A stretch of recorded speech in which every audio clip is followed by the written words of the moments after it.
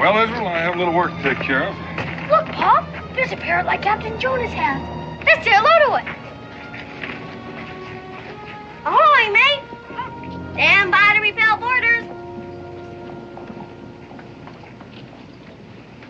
Not very talkative, is he? I guess nobody ever tried to teach him. Well, I haven't got any time to spend on his education. Like I said, I have a little business to tend to. How long will you be, Pa? Well, son, it could take all afternoon. You think you'll be able to find a way to pass the time? I'm gonna go say goodbye to Captain Jonas. Be sure and stay out of trouble. I will. Stay out of trouble. Did you hear that, Pa? Sounds like pretty good advice to me. Stay out of trouble. Stay out of trouble. Stay out of trouble. Stay out of trouble.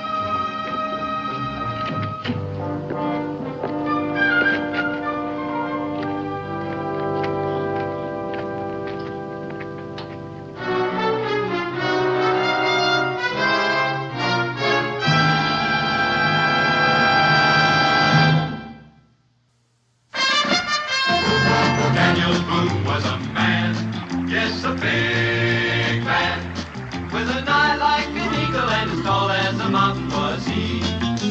Daniel Boone was a man, yes, a big man. He was brave, he was fearless, and as tough as a mighty oak tree. From the coonskin cap on the top of old Dan to the heel of his rawhide shoe, the rippinest, roaringest, fightingest man the frontier ever knew.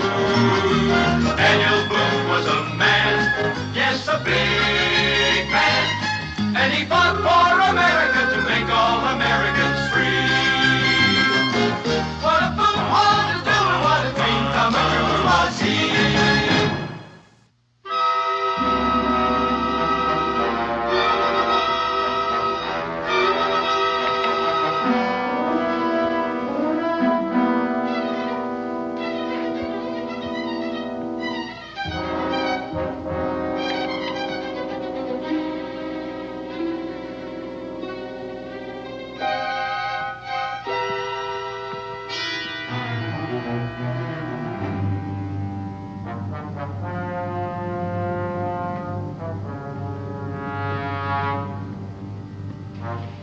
Good morning, Corporal. Mr. Boone? Here's the manifest.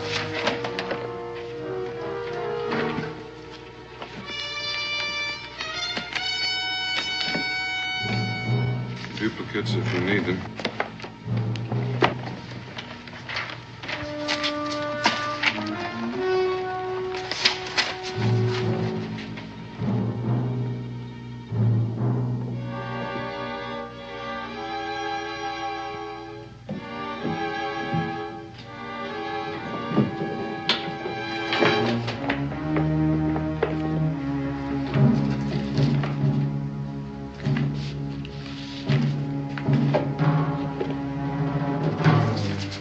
Well, your papers seem to be in order, Mr. Boone.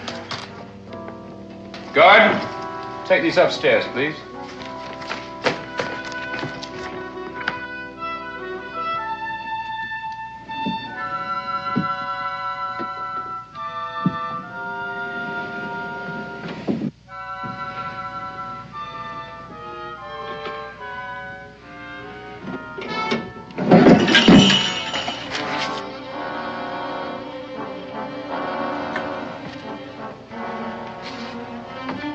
Stand fast.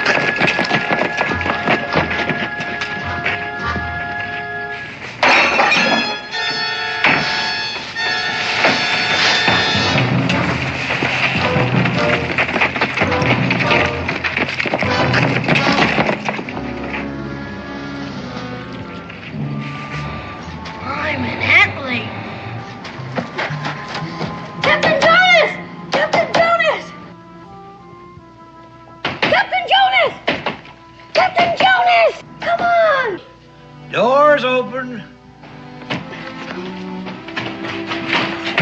Ahoy, mates! Captain Jonas!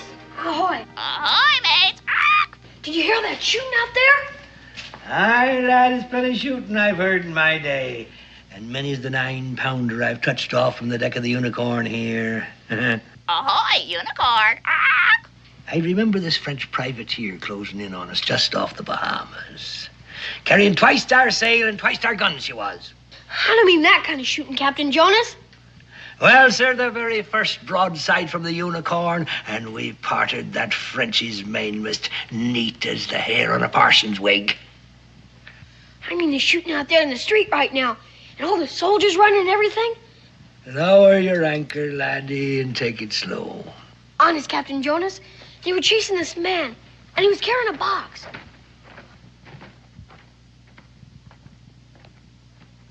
Commodore's coming! I guess he wants to see what's going on. Now, Commodore! Ho-ho! I'm coming at full sail, too. Looks like a storm's brewing. Batten down the hatches! I thought we had him cornered, sir, when he ran in here, but he sort of disappeared. With the dispatch box, of course. Well, I'm not too sure about that. I remember when we were chasing him, I kept hearing those sleigh bells, and all of a sudden they stopped, so it's possible he might have hidden the box somewhere. But you're not too sure about that either. No, sir.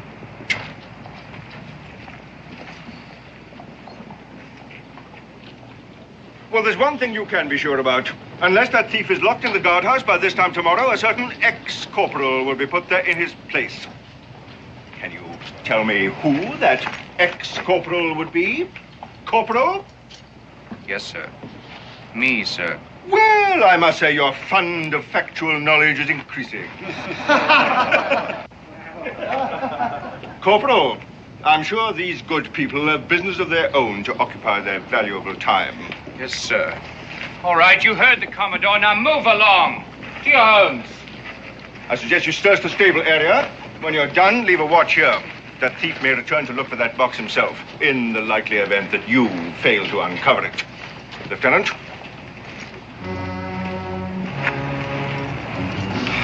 All right, mates.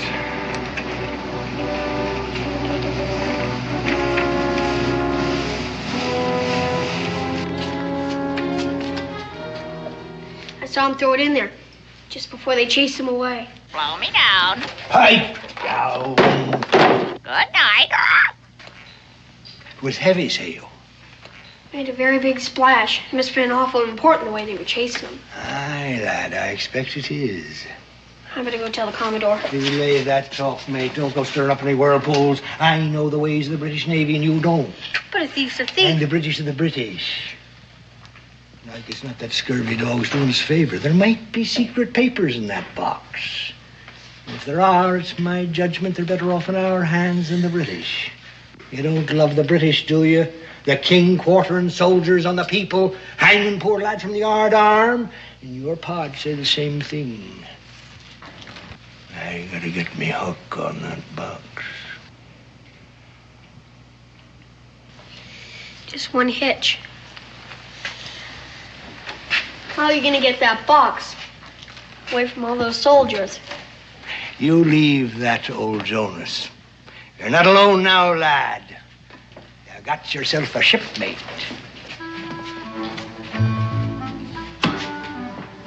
Give me that jug.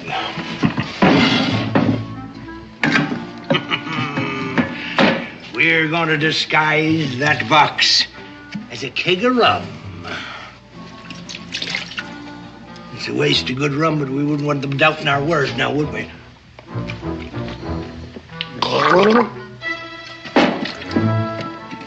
All right, laddie.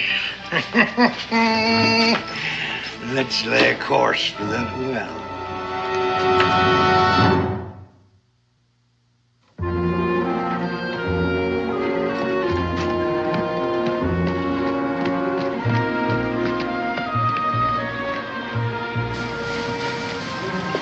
Hey, you two. Move off now, and I'll not be telling you a second time. Well, now, what's things coming to? When a servant of the king will deny a poor lad a ladle of water? Rum's been meat and drink to me these 40 years. What a poor, parched, innocent boy. Look at him, huh? All right. Take a drink and then go. Careful, lad. The corporal wouldn't like it if you was to chance to topple in. Now see what you made me do! That was a full cask of rum! Wasn't very big. A noggin of hogshead rum drum. And it's not for wasting. Now into that bucket with you and fetch it. Or you'll pay the score! Yes, sir.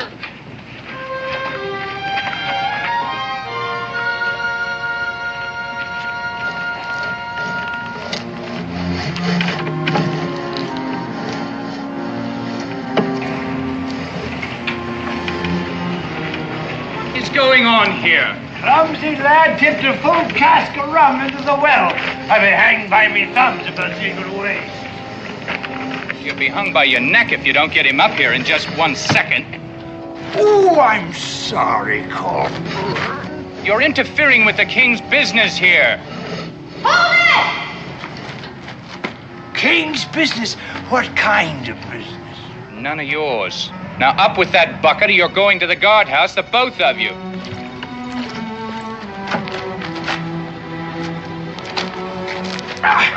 It's heavy as an anchor. I can't budge it.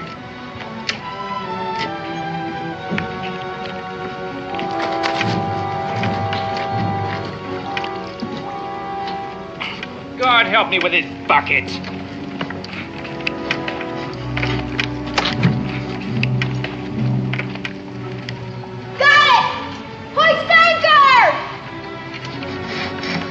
What's in this thing?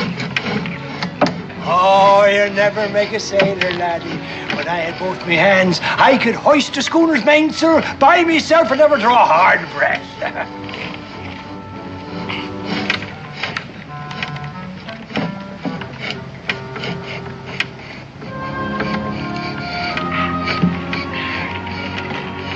Give me that. Oh, time you got back up here, what took you so long, huh? Oh, thank you kindly, Corporal, and good luck to you in the king's business, whatever it is. Look at you. Scummy as a bill's rat.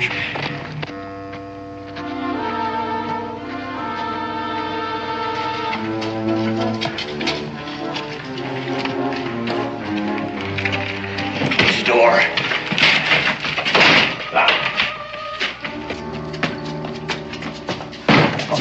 Oh, that must be gold from the hoist of it.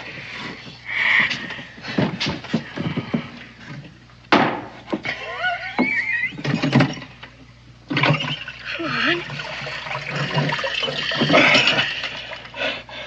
Take the bloomin' back to England herself to tally it up. There ought to be a big reward. Reward? Have you gone daft, lad? Wait, turn this over to the Commodore. He'll clap us both in irons as accessories to the crime. I say it's the king's gold and the king shan't have it. Pa wouldn't agree to that. Not money. But he's your pa, not mine. Ah, now, laddie, if you knew the way I suffered at the hands of the king's navy, suffered, and the poor people of this town, we're just seeing that the British get back a little of what they give. And we're rich, laddie. Rich as lords rolling in a coach. With rum and tobacco for the rest of our lives. You keep a sharp lookout while I take this in the back and open the lock. Aye, aye, Captain.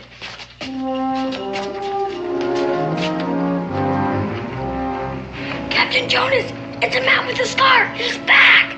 Let's stay out of sight.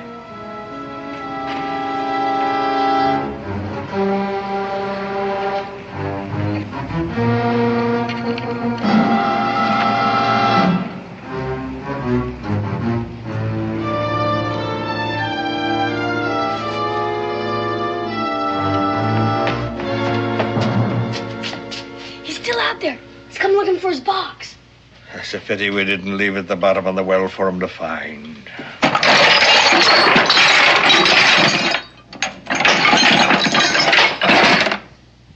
just some iron and brass. Not even secret papers. Why would he want to steal a box full? And why would the Commodore want it back so bad? Have the wind to be there, lad. Another thing I can't fathom. Why'd Scarface out there risk sailing across the Commodore's bow just to get it? We'll swear an oath, lad. An oath? Of silence. You and me are the only two know what happened to that box, ain't we? And we know what the British will do if they find out, don't we? Drawn and quartered, sure as you're born, and strung up to the highest yard arm. We don't want that to happen, do we? What are we going to swear on? The unicorn.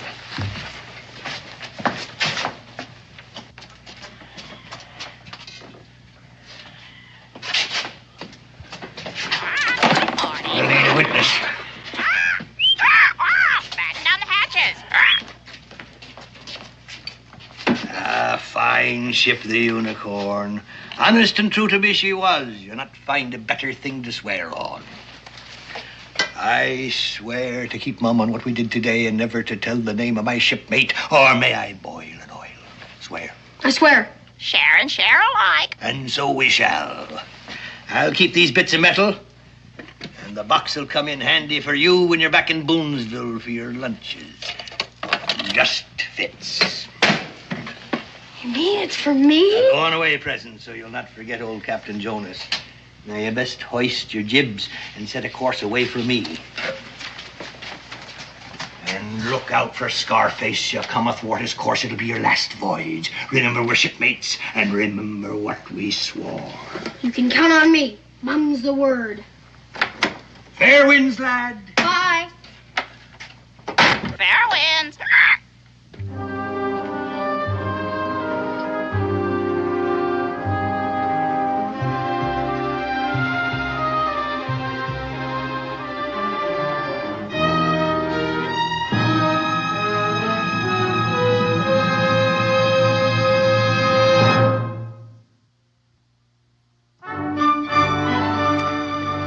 She's a real beauty, Israel.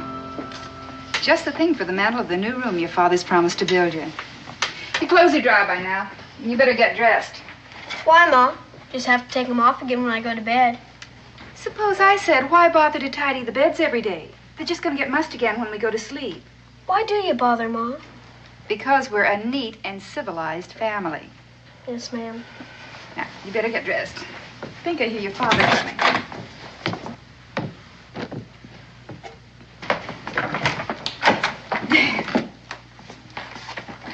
Oh, you're back early. All finished. We can leave in the morning as planned. Oh, wonderful. Where's Israel? Changing his clothes. I had to wash every stitch of his clothes. I don't know what we'd do for excitement without that boy. Well, we had plenty of excitement down at the government house today. I was there when some fella stole a dispatch case right out from under the nose of Commodore Morrison. What happened to him?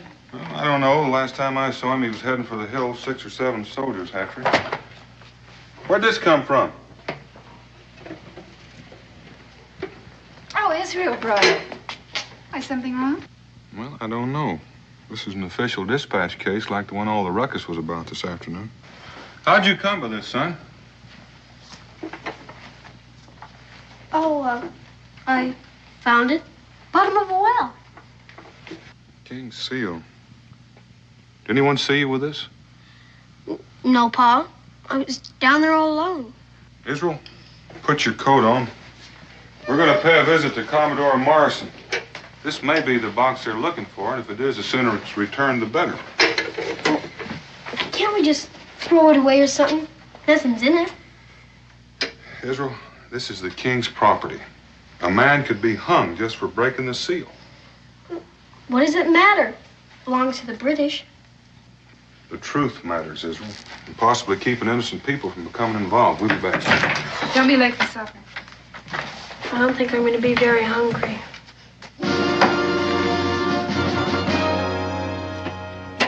And after accidentally falling into this well, the location of which escapes you, you stumbled across this empty box. And you've no idea how it got down there in the first place. And then you picked up the box and you climbed back out all by yourself. Quite a feat for a boy of your size to climb out of a well alone and unaided, carrying this heavy dispatch box in the bargain. Don't you think? I asked you a question, boy. My son is not a liar, Commodore. And I won't have him badgered in this way. Now, you have your box back. I think we'll just be leaving now. I must ask you to wait, Mr. Boone. I'm not finished yet. With the boy or with you. Corporal. Is that the boy, Corporal? Yes, sir. And is that the man? No, sir, he was an older man of medium build.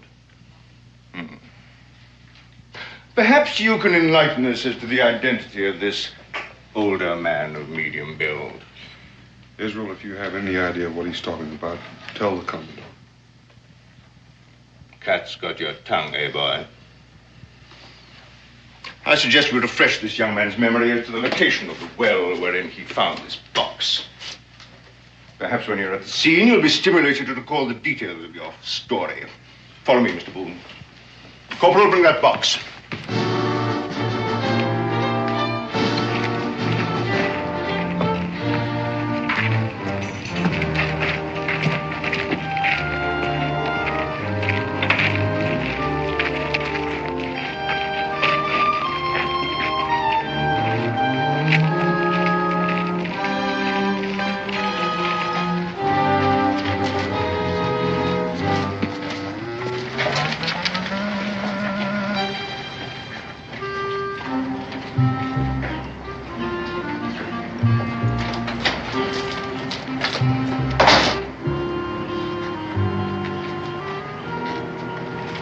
Young man, I submit that you did not fall into this well. You were lured in by an accomplice, this older man of medium build.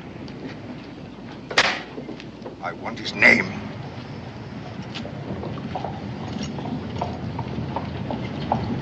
Tell him, son. Like as not, he's in league with the man who stole the box in the first place. Don't you see the man was just using you to retrieve that box? Whoever he is, he'll swing. Very well. I've tried to be patient with you. Corporal, put the boy under arrest as an accessory to the crime. Now, hold on, Corporal. He's just a little boy, you can see that.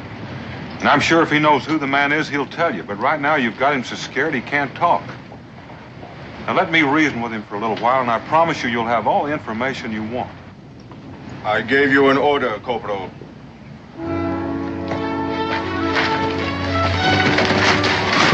Put Mr. Boone under restraint.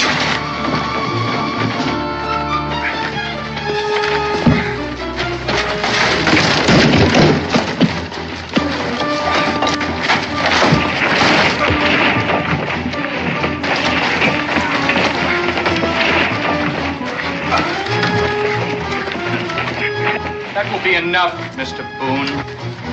You let me go, Pop! All right, you go over here. Take your hands off of him, Corporal.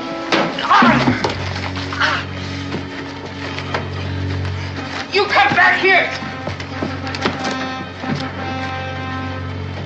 Corporal, let him go.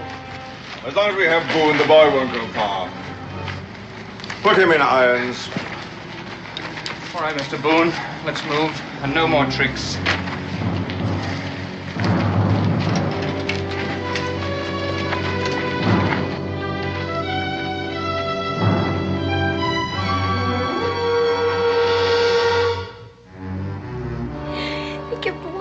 Captain Jonas. It was all my fault.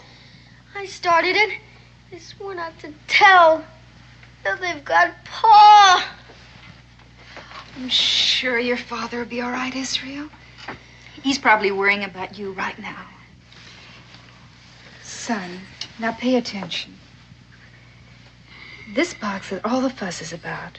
Were you actually there with Captain Jonas when he first opened the lock? No. I was out front, keeping an eye on the man with the scar. But honest, Ma, it was filled with nothing but junk. I know that's all there was in it when Captain Jonas showed it to you. But I'm sure that Commodore Morrison is not the kind of man to keep locked boxes of scrap metal in his desk. Israel, dear, I'm afraid your Captain Jonas has used you. That box probably was full of gold, just as you thought. And your sea captain is probably packing up right now, getting ready to make away with it. No! Captain Jonas wouldn't do anything like that. He just wouldn't. We're sworn shipmates. Israel, loyalty's a fine thing. And if you're right, there's no harm in telling the whole truth to Commodore Morrison. Israel, your father's in this very deep. We all are. Suppose you're wrong about Captain Jonas. Do you want to see him run away with all that gold and leave your father to pay the piper? No, ma'am. I'm going to tell Commodore the whole truth about the dispatch case, just the way you told it to me. I want you to stay right here, right in this room until I get back. Yes, ma'am. You're to lock the door and open it to no one but me, under any circumstance. Do you understand? Yes, ma'am. Oh, there's bread and honey in the cupboard. It'll tide you over till I get back. Israel, lock this door.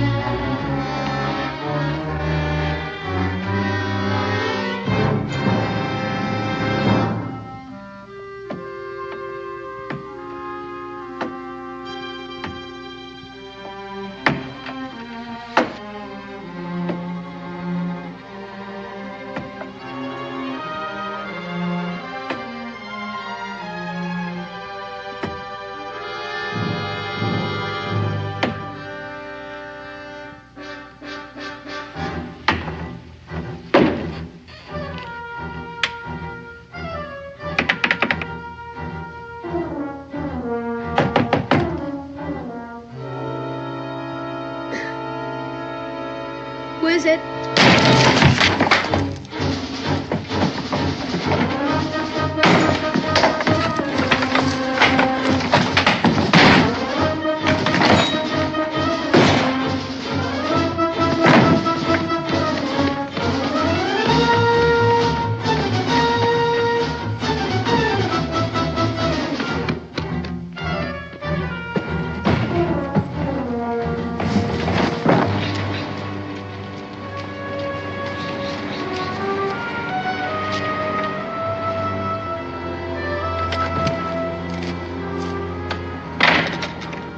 Corporal, I'm Rebecca Boone, and I'd like to see Commodore Morrison. The Commodore's at dinner, madam. You'll tell him it's very important, and I'd like to see him. I'm sorry, ma'am, but the Commodore gets very annoyed if his dinner is disturbed. At once. You may wait in his office if you wish. Now, you see here, Corporal. You've got my husband here and my child half frightened to death. I'm not going to sit in that office and cool my heels while your Commodore sips his after-dinner port. Now, you go tell him wherever he is that Mrs. Boone is here, and she has all the information he wants about his precious box. Now, you tell him if he wants to catch his thief, he better get here and in a hurry. Yes, ma'am.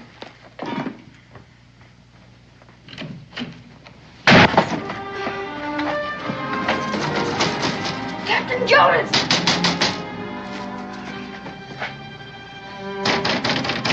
Captain Jonas!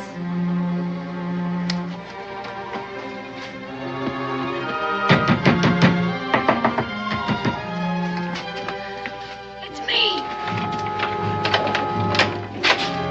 The man with the scar is chasing me! Chasing you? Wouldn't you be safer off at home, lad? I don't think so. You're a real shipmate. I was there at the well when they put the screws on you. Ah, but you didn't drag me into this mess, and it gives old Jonas a chance to haul anchor while there's still a breeze. My ma was right. I was out there. You took the gold for yourself. Then you filled the box with this junk. And now you're taking off with the gold and leaving me and my pa to pay the piper.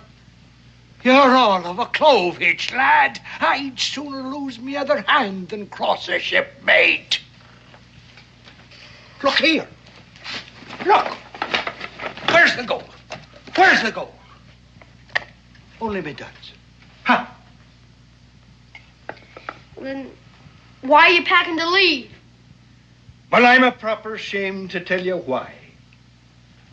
But it's nothing to do with the box. The Commodore's mighty anxious to get his hooks on me. And I've no mind to spend the rest of me days in some pest-ridden prison, waiting for a glory day at the end of a rope at the top of the Commodore's yard arm. That's the plain truth. You can call me a coward if you like. But I never cross a shipmate. A spade's a spade. Oh, shut your trap. Good night. I don't care about the gold, Captain Jonas. You can have it, all of it. It's just that they've got my paw. And you're the only one that can convince the Commodore that he's had nothing to do with it. Please, Captain Jonas. It means an awful lot to me. Would you please go to the Commodore and tell him the truth? Please. I'd sooner sail up to execution dock, lad. But I'll do it. Only you gotta believe I didn't take that gold. Let's hurry.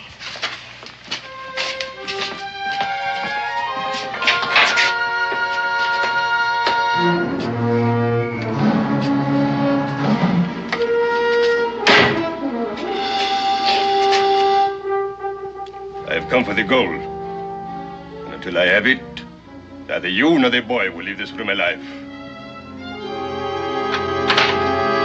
And that's the whole story, Commodore. Either that box was filled with those pieces of iron, or this Captain Jonas has your gold. Corporal! Corporal! Yes. Fetch the prisoner Boone. Yes, sir. You see, Mrs. Boone, you've told me everything except where I may find your boy. And I won't tell you that. I can only assure you that my boy and my husband are innocent of any willful wrong against the Crown. The jigsaw fits together very neatly, Mrs. Boone. Except for one small piece. I gave your boy every opportunity to tell me the same story you've just given me. Why do you suppose he chose to lie to me? Well, I don't understand that myself, unless it's some kind of childlike loyalty to Captain Jonas. Sworn shipmates, I believe, is the way he put it. Being a naval man, Mrs. Boone, I can understand it. In fact, I understand a great deal from what you told me. Sworn shipmates. I'm afraid I have some rather bad news for you, Mrs. Boone.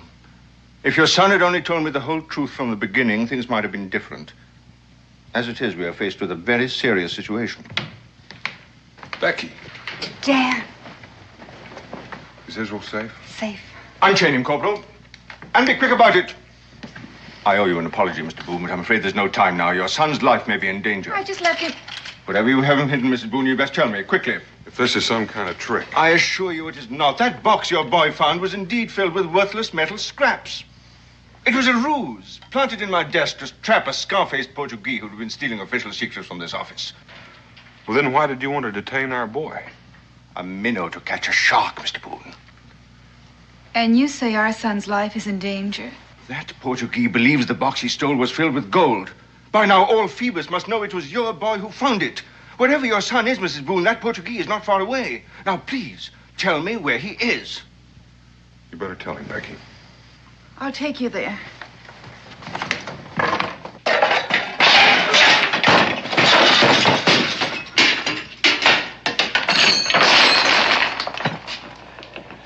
I warn you, monsieur.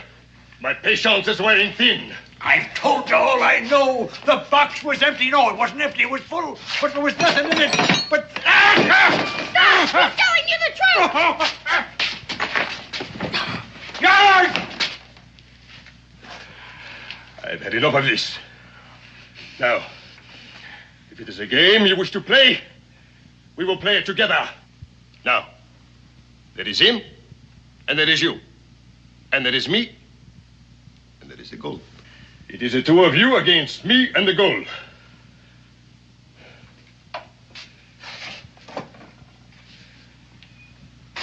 If the gold is not in the game by the time the glass runs out, the boy will die. There's less than 5 minutes left in that glass. Then in less than 5 minutes, there will be only you and me to finish the game.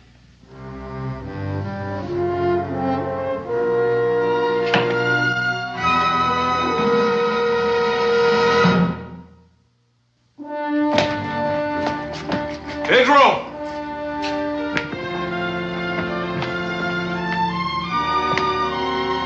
Pedro! He could have made it. If I were a lad in trouble and had a sworn shipmate nearby, that's where I'd go. Captain Jonas.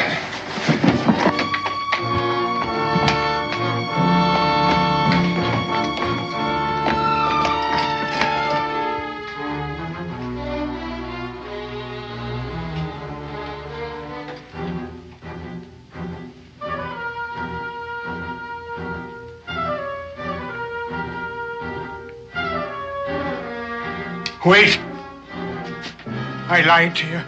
I've got the gold. Don't shoot. An interesting game and very well played, monsieur. So you did have the gold after all, eh? Greed got the best of me, boy. I hid the gold in my old boot and then I buried it after you left. Can you find it in your heart to forgive an old pirate? Just leave me alone. Swearing to be shipmates. And all this time you were double-crossing me. Now my pa will rot in prison, so you can roll in your coach. Oh, boy. Leave me alone. Don't even talk to me. I hate you, you scurvy dog. We are wasting time. The buried gold, monsieur. I'll take you to it on one condition. The boy goes free. So he can run for the soldiers? This is a game for men, not children. You heard the bargain. The boy goes free first. I don't need your help. You can do what you want with me. Anything. Him too, for all I care. Scurvy dogs, both of you. I hope you get what you deserve. Help! Somebody help! Let him go!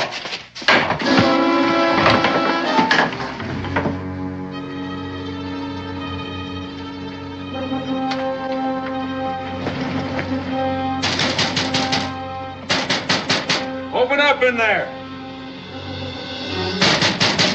Maybe there's a back door.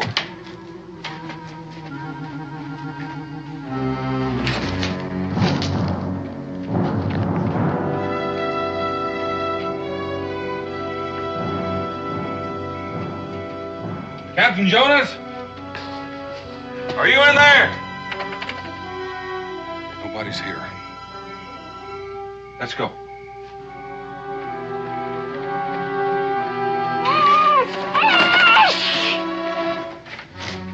Anything? Nothing. Corporal, assemble the garrison. Every man jack, on duty or off. I want them all in front of Government House in 10 minutes. Yes, sir. You saddle up 2 horses on the double. Got to find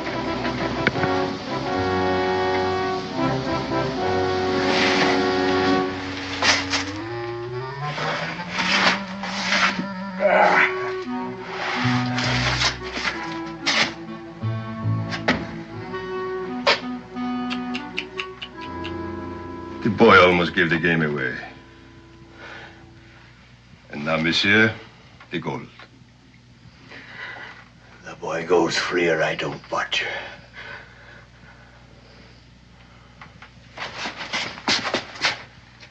I am to the bed. If you cross me, I will come back and douse his light.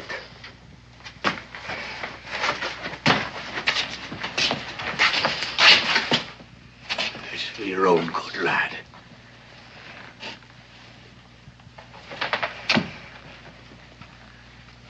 I won't be seeing you again.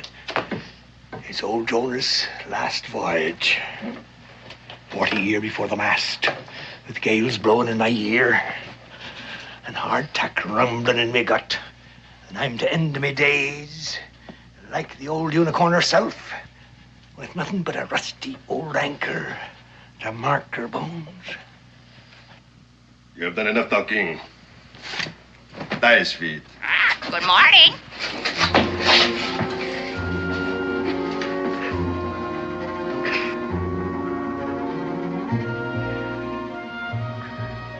It's enough. Get moving.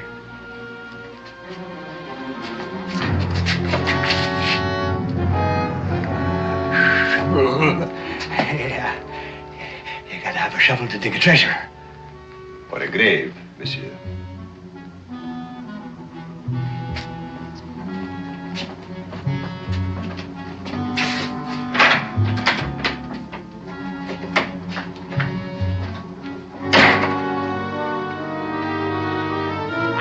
Foul play! Foul play! What? Shoot! Right. You're to ride to the toll gate on the post road, you to the bridgehead of the river. And remember, a scar-faced man and a fair-haired boy of 10. Make haste. Corporal, you take a squad of men to the docks. Now, you've seen the boy and the Portuguese. Comb every building, look in every culvert, under the pier, everywhere. And report back here to me every half hour. Carry on. Squad 1, fall out and follow me. Now, the rest of you, house to house, street by street. I want no stone left unturned. Carry on. Lieutenant, station one man at the Wayside Tavern, just in case the boy returns on his own. Mr. Boone, would you take these two men and search the general area of the livery stable? Keep a sharp eye. The man may be in need of a horse. Mrs. Boone, you'd best remain here with me.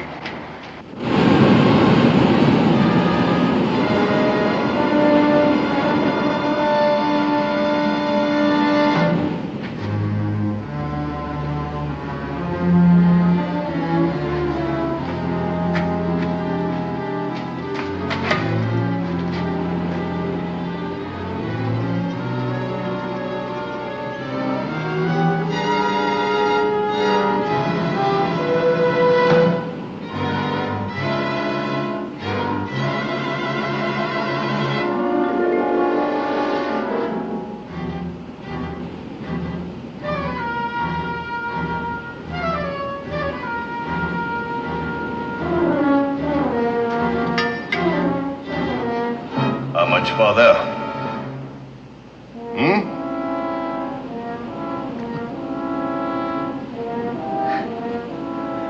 Over there by that anchor. The last of the unicorn.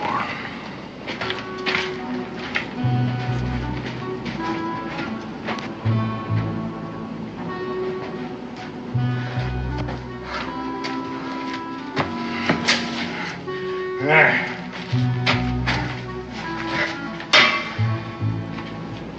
Dig.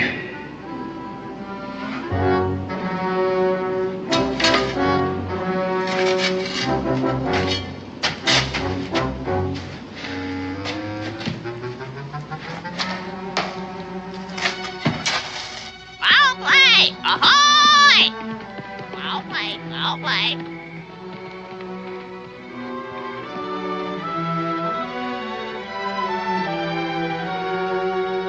Foul play! Ahoy! You men, over here. Someone in there, fetch the Commodore.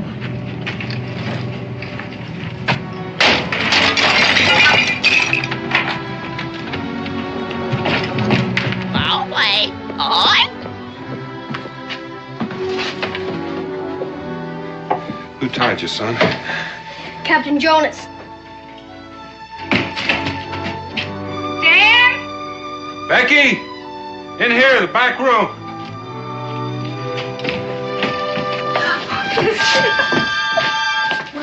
Oh, thank heavens, you're safe. Just like you said, Ma. Captain Jonas had the gold all the time. He's down with the Scarface man to dig it up. Did this take where? No, but the Scarface man said if he didn't get the gold, he'd be back to douse my light. Son, there never was any gold in that box. Just scrap metal. It was a trap for the man with the scar on his face. But Captain Jonas swore that he had the gold in the boot and bear. Criminally, he did it to save me. Now that man with the scar will kill him. If only we knew where they went. Ahoy, unicorn! Hoist anchor! That's it, Pa. The unicorn. That's what he was trying to tell me when he was tying me up. He said he'd end up like the unicorn with only a godforsaken anchor to mark her bones. Israel. Honest, Ma, that's what he said. The exact words. I know where the unicorn lies. I know exactly where. You two stay here. He may be back with the boy.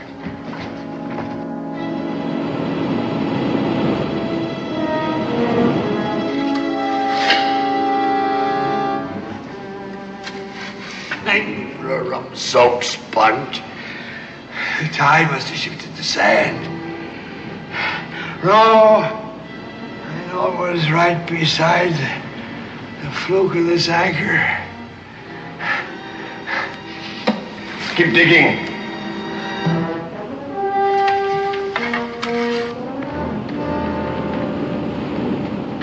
Hurry, Pa! Faster!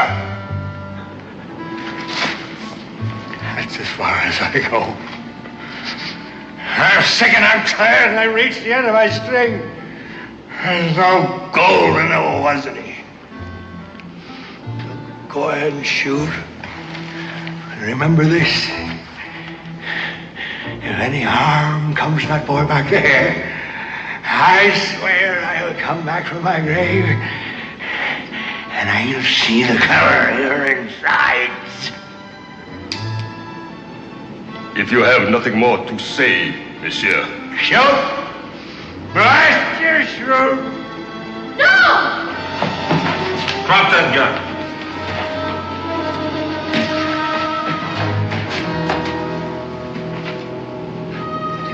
That's what I meant, Mrs. Boone, about shipmates.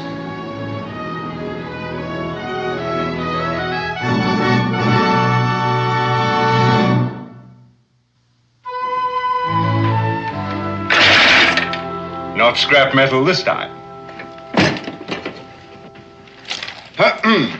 His Majesty's government is pleased to reward you for the return of this box and for your heroic part in the apprehension of a traitor to the crown. How is this to be divided? Share and share alike. We're shipmates.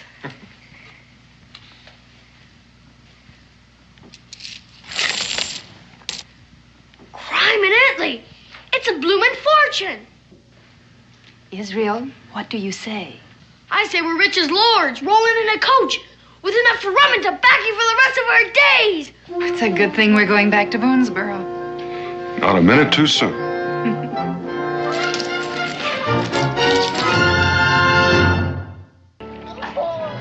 Teach you?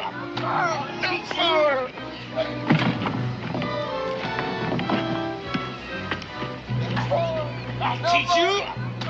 Teach you? No! You steal again?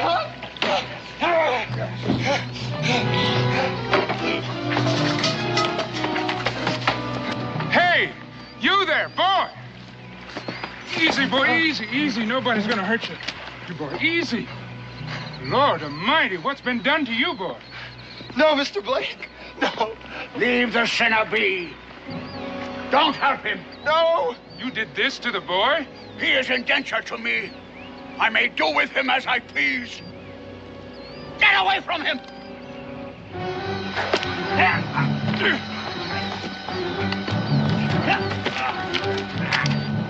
No man does what you did to a boy, no matter what reason. No man. All right, you. You tell me why you do that to a boy. Why would you beat a boy like that?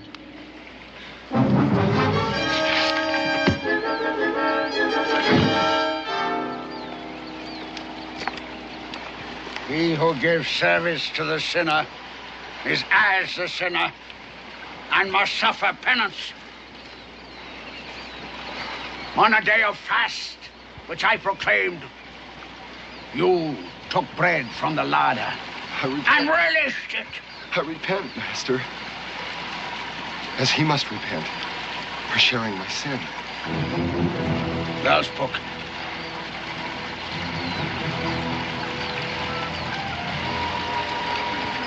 Learn him well.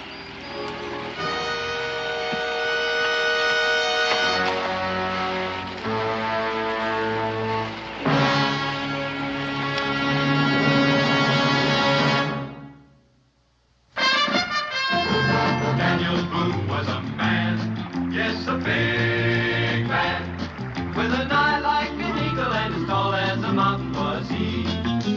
Daniel Boone was a man, yes, a big man. He was brave, he was fearless, and as tough as a mighty old tree.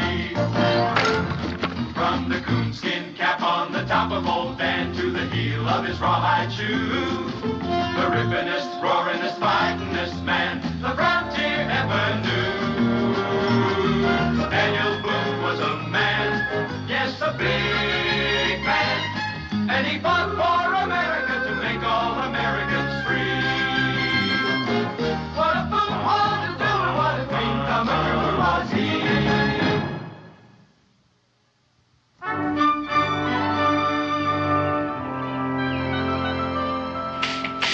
Look at this mess. Sweeping and cleaning, cleaning and sweeping. I declare, one of these days I'm going to get myself a handyman around here. Well, why pay out wages for something you can do for yourself? Besides, square dancing that broom is good exercise. Well, if you don't mind, Daniel Boone, I just as soon get my exercise square dancing with a woman. Heavens, knees. Pa, there's a man coming through the gate. He looks like he hurt himself pretty bad. I think you better come. Hey, Donald, over here.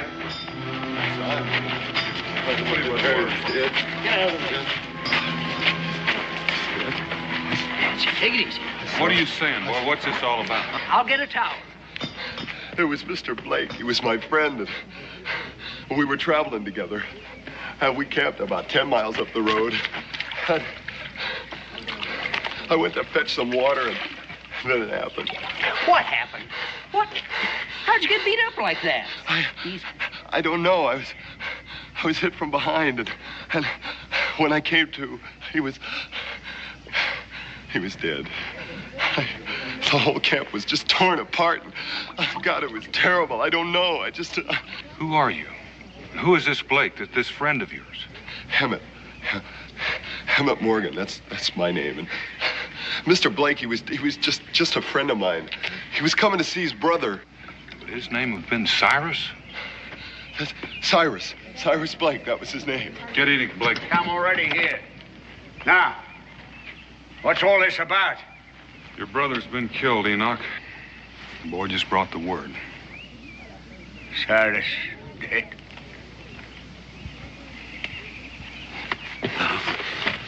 You tell me, boy, how did my brother die? Who did the killing?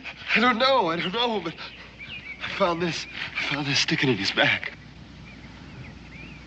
That's my paws! I know it anywheres. One of my chores when he's home. I keep it clean and sharp for him. It's Gideon's, all right. I ought to know I gave it to him. Well, that don't make no sense. How would Gideon's knife get... How unless he put it there himself? This killed my brother. He was stabbed from behind. And we all know who did the stabbing. No, my pa didn't do nothing. He couldn't have. That's right. Gideon wouldn't do anything like that. He just wouldn't kill somebody. That man must be wrong. You said yourself you gave it to the black man. Well, that doesn't mean that he did the killing. He could have lost that knife. That's right. Now, just don't go off half-cocked till we know all the facts. Now, calm down, folks. The only way we're going to know is to go out and take a look, and that way we'll know the truth.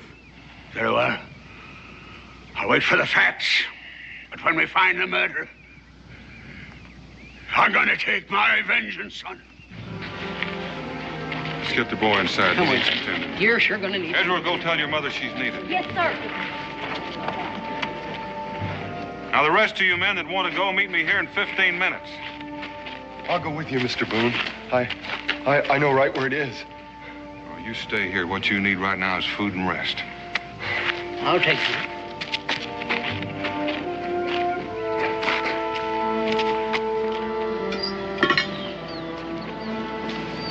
Lord Almighty. It looks like a madman must have done this, Daniel. Backstab, just like the boy said. Cyrus Blake. His Bible with his name in it. I give my life to serve the simple. Amen. And so he did. May he rest in peace. Well, Boone, what do you got to say now? I say we don't know any more than we did. Here, what's this? Holding on to something.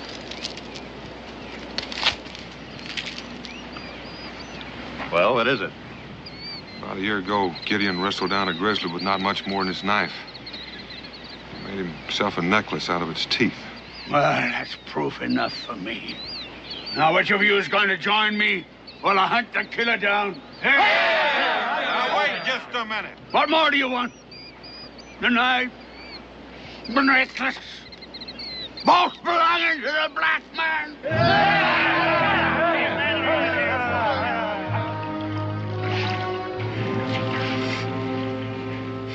No, I won't believe it. My pa couldn't. He wouldn't. Didn't you hear what the boy said? Why would he lie? Look at him, beaten half to death. Are you deaf? Didn't you hear him?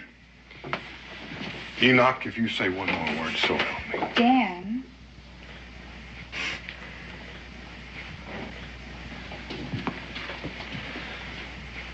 Are you sure you're not mistaken about this knife?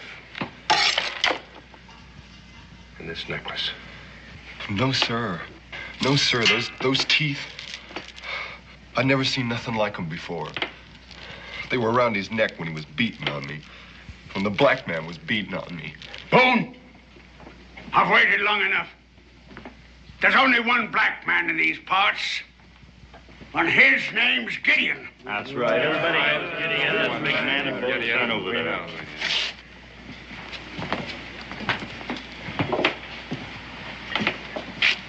You gotta admit it looks bad, Daniel. They're still jumping to conclusions. You're lying. My pa's a good man. He didn't hurt you. He didn't hurt nobody, and he didn't kill nobody. I love my pa, you hear? I love my pa, and I don't believe you. I don't believe none of you. I don't.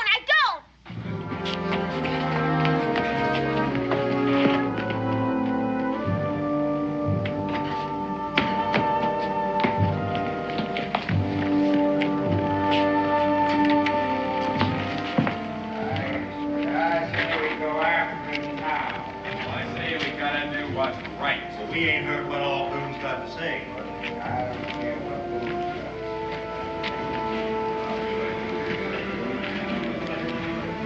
Why don't you all go on home? I'll be along. There's nothing more we can do here now. What about them in there? They're entitled to their say. They can think what they want. They think my pa's a killer. We'll let him. We know different, don't we? Well, don't we? Yes, we do. We all do. Now, let's do what your father said. Go on home. Don't be long, Dan. I will. Little Donald?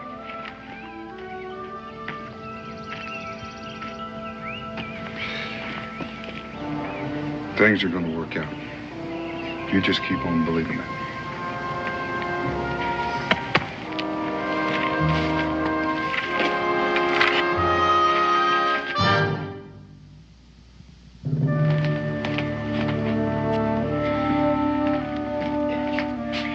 Just sit right there, son. I'll get you some victuals.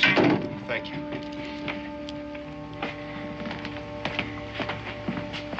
I know it was my kin that was murdered, not yours. But my point is that if he kills once, he's apt to kill again. So I say, for all our sakes, I say we stop him now. Does anyone disagree with that? Well, I sure don't. If he did it, he's got to be punished. That's right. Do you argue with that? Yes, I'll argue that. Until he's proven guilty, he's as innocent as any of us. That boy Hemmett pointed the finger at guilt. And the black man's knife and his necklace. They're facts you can't deny. Sure. That's right. Nobody's denying anything. Don't you think we ought to hear Gideon's side of it? Yeah, I sure do. And the sooner the better. If he ain't the killer, why isn't he here now? You all know he's trapping. Probably hiding out someplace. Ain't many places he could have got to. We'll find him. And when we do... Now, wait a minute. You're beginning to sound like a lynching party. You saying we shouldn't go after him? How can you vouch for what he might do in the future? Enoch's right. If Gideon killed like he done, then how do we know who's next? How do we know he ain't gone wild? Maybe kill him again, right now. All right. I agree we ought to go after Gideon. And I agree we ought to treat him fairly, and that he'd be tried in a court of law. And if any of his rights are denied him by any one of us, then we're murderers ourselves. Is that what you want, Enoch?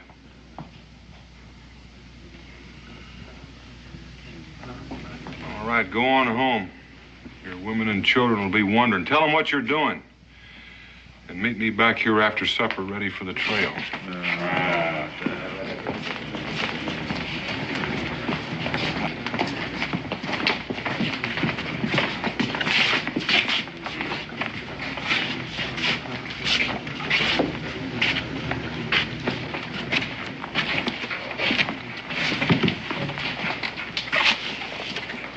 I don't trust him, Daniel, especially that Enoch.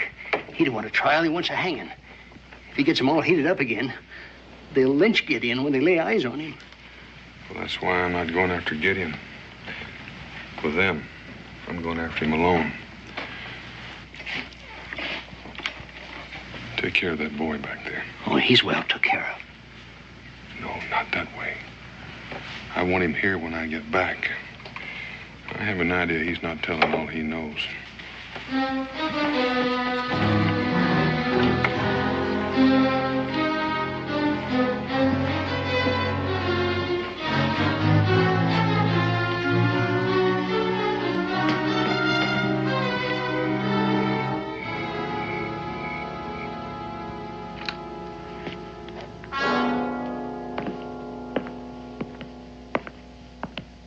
Please, if you bring him back, they'll hang him.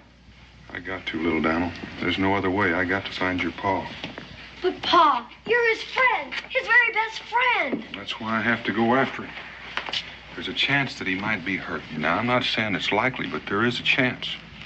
And I can't have your pa walking into all that hate. And for that matter, if he stays away, they'll say he's guilty no matter what. Evening, horse. Pa!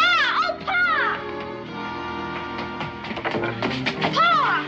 Where you been? They're saying all kinds of things about you. Ah! Oh, what is it, Pa? It's all right, son. My back is just scratched up a bit. It's like the time the bear got his claws into me before I could get my knife into him. You remember, Hoss? You sure had a good time taking care of me, Rebecca. What happened, Gideon? Oh, Pa! Becky, get some hot water. Israel, get some bear grease. Now move.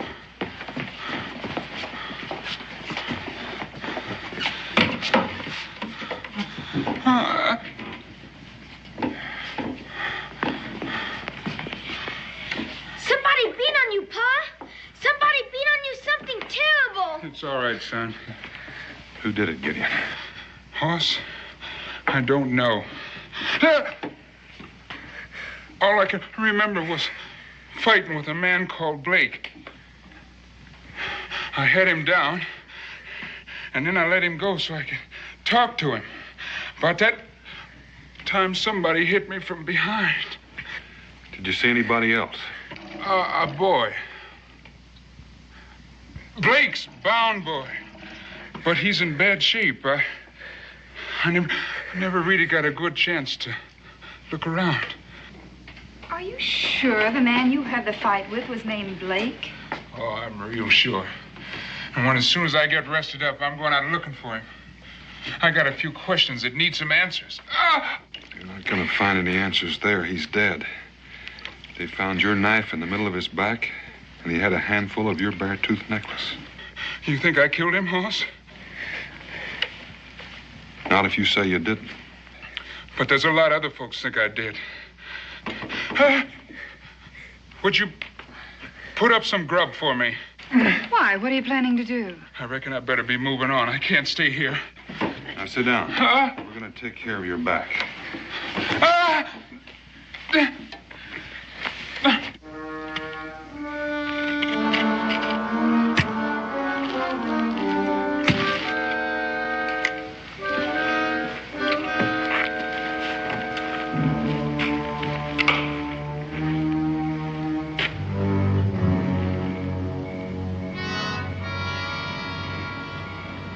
Where is he?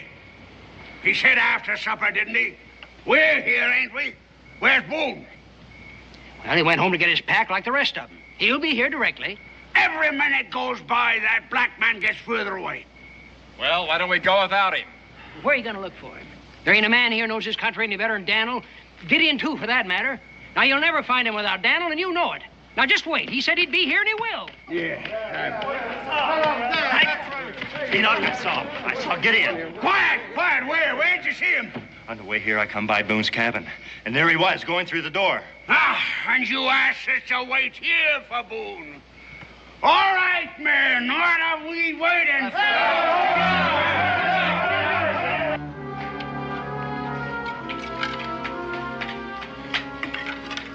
How about a little more hot stew? Oh, no, thanks. I'm full. I feel better. A heap better. You were saying? I was fighting with this Blake because of what he'd done to the boy. Could you have stabbed him while you were fighting? No, I'd remember that. I didn't aim to hurt him. I was just trying to defend myself. Who hit you on the head? I don't know. I was just lying there, Hoss, with my head down, half drowned in this little stream. I reckon it was the water that brought me to. And you haven't got any idea how you got there or who whipped you? Like I said, the last thing I remember was being hit over the head. The next thing was that I was lying there in the stream. Maybe I crawled there. Maybe somebody carried me. I don't know. I just don't know. Well, your knife and your necklace. I don't know about those either. It ain't too convincing a story, is it? Don't talk like that, Pa. Somebody could have found you and taken your knife and your bare teeth. It could be, but that's awful hard to prove.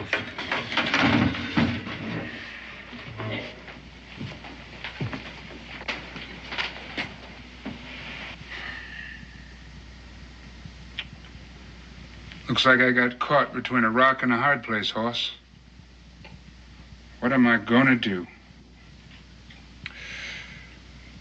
I reckon the only thing you can do, give yourself up. Then what? You'll stand trial. Where? Salem, I reckon. It's the nearest place. In Virginia? Are you forgetting the color of my skin? There's no such thing as a fair trial for a man like me in Virginia, and you know it. You might as well put the noose around my neck right now. Now, simmer down. You've got your papers from Canada. You're a free man. No one can deny your rights, black or not. Gideon, trust Daniel, as you always have, and he trusts you. It's the only way for you and little Daniel, too.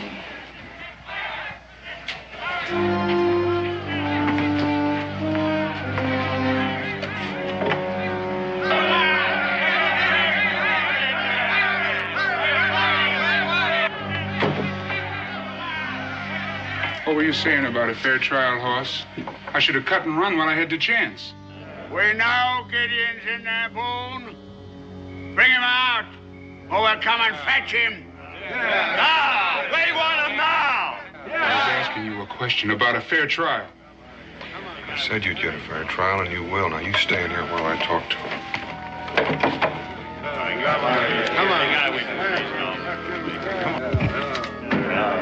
Don't lie to us again, Boone. We know he's in there. I didn't say he wasn't.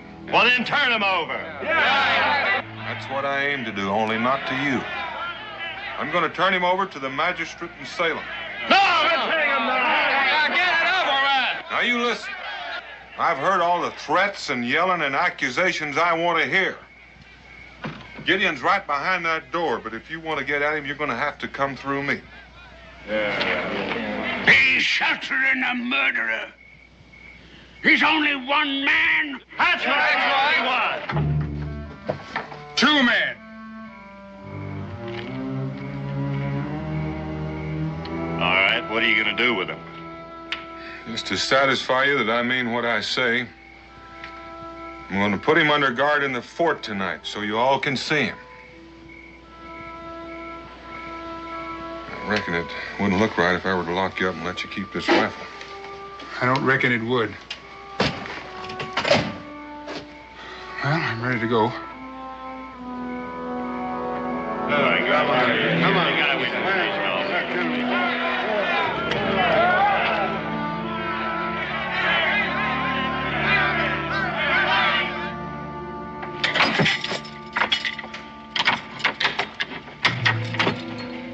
Well, there's no point in you hanging around here. He's not going anywhere until tomorrow.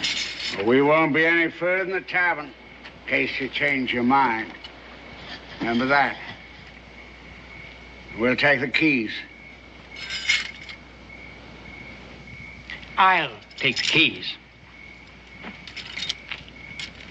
Come on.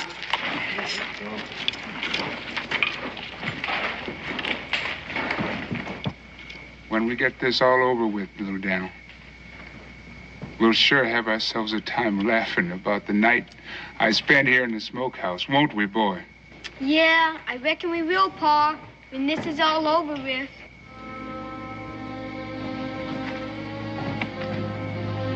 Pa! Easy now, boy, easy. You got a hold of yourself. Things ain't that bad. Please, Pa, let him go. There's no man here can catch him if he's free. If I did, it'd be just the same as saying he's guilty. And I'd be just as guilty for doing it. You'll have to understand that. Guilty or innocent, Hoss, it ain't gonna make no difference in Salem, Virginia. My being there will make the difference. I won't have it any other way. Israel, you and little Dan will come with me over to Cincinnati. We're all going to stay there for the night. You go on, son. Go on now and get a good night's sleep. We got a long, long trip tomorrow. Come on, little Dan.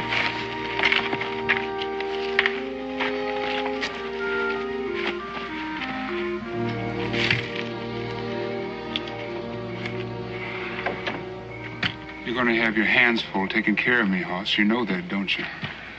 In what way? In any way you want to take it. You're the one man I figured I could trust. Now you're going to sold me down the river. You're going to have a trial. You make me laugh, Hoss. They'll hang me for sure. Providing that mob over there don't change their minds and hang me first. They're not going to hang you. Well, that's an easy thing for you to say. It ain't your neck that's waiting for the noose. You make it sound like I'm taking sides against you. I'm trying to help you save your life. You give me that gun and let me out of here, I'll save my own. If you were to run for it, they'd put a price on your head and chase you down. Be quiet or talk sense. I am talking sense right now. What would happen to little Daniel, your son, if you were to cut and run for it? What's going to happen to him after they've hung me?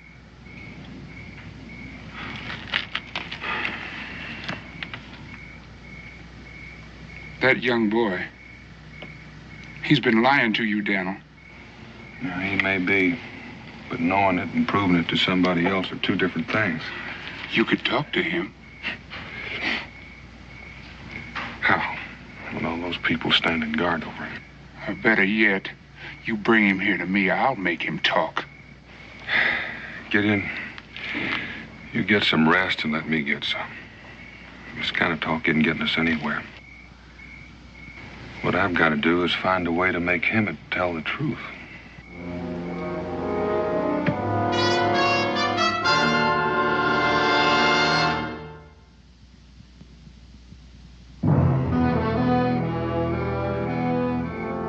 Come on, Hammond.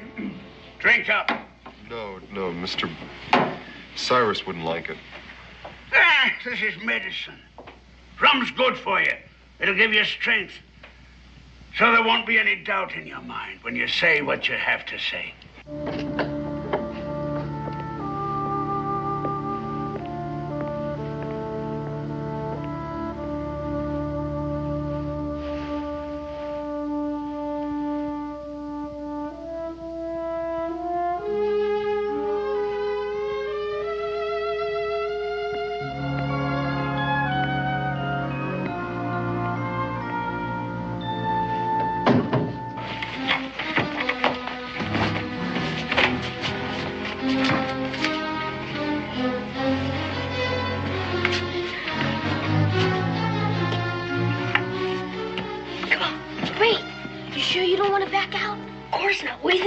Scared or something? He's my pa, Israel, and I gotta help him, but you don't. Come on. Come on, Cincinnatus. A round of drinks for the boys. Well, I still don't see the need of going all the way to Salem for a trial. We can hold one. I agree with Hank. Those people down in Salem don't have any interest in us. I see no need going all the way there for them to solve our problems. What's your feeling, Enoch? You all know my feelings. I aim to be fair. But Hank and Luke have got a point. Except they may have overlooked something. Those Salem people, like Luke said, don't know our problems and they care less.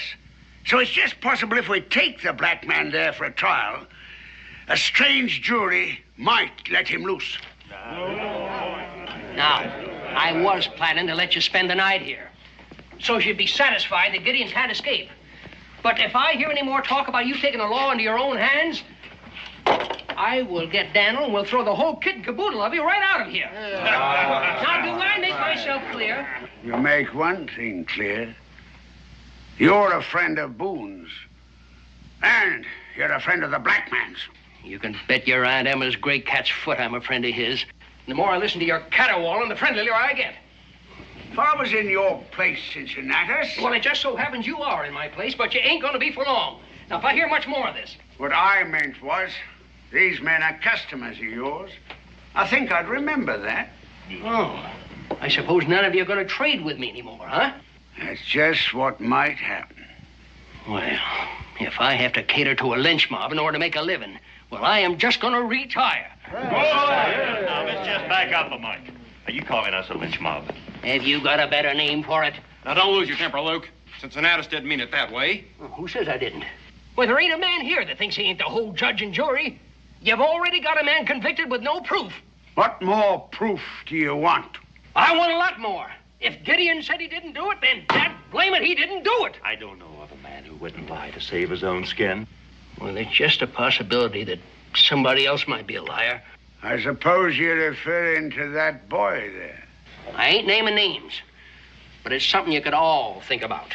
We've already done our thinking. You all heard Gideon. Saw him tonight, standing with Boone, threatening us. Why would he do that if he weren't guilty? Now, just a minute. Just a minute. Maybe you need a little threatening. Maybe you need somebody to calm you down, to help you think straight. Now, I said I was going to get Boone, and I'm going to do it. All right, get him. Go on. Let him hear what the boy has to say now. Now there ain't any doubt in his mind. Now he remembers seeing Gideon stab my brother. It was like a bad dream. I couldn't believe it myself. He must have thought I was unconscious after he beat on me, and I remember it now. I remember it just as plain. Take it easy, boy. We understand. Boone hears that. There'll be no way he'll be able to justify going to Salem. Well, there ain't no need for it. We got plenty of good strong ropes right here in Boonesboro. And one of them's got Gideon's name on it.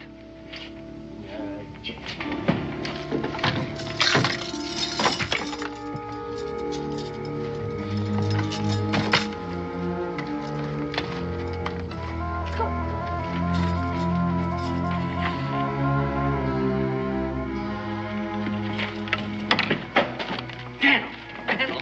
What's the matter? They're starting up again. I tried to hold them down, but it's that boy. That Morgan boy. Well, what's he saying now? He says that he's seen you. He's seen you backstab Blake. They ain't talking about ropes. They're talking about getting one. You stay here and keep watch. I'll see what I can do. You better hurry, Daniel.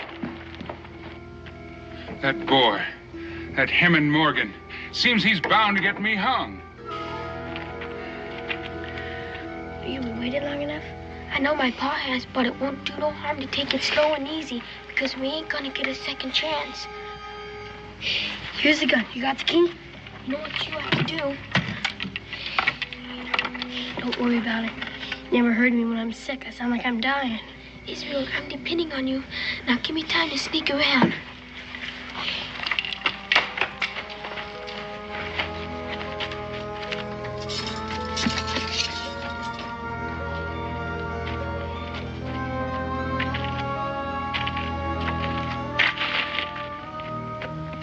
Cincinnatus, would you please sit down? You're making me nervous walking up and down. Well, that makes two of us. Help! Help! Please, someone help me! What in tarnation was that? It sounds like somebody's hurt. Help! Please, someone help me! Danged if it don't sound like Israel Boone. You better go see. Now, you just wait right there.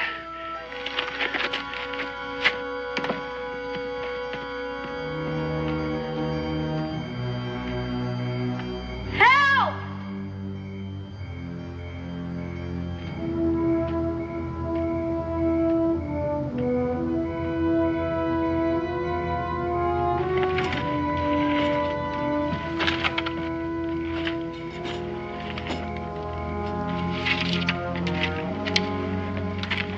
Little Dan, what are you doing, boy? Ain't no time for John, Papa. Let's get. Try another key, sir.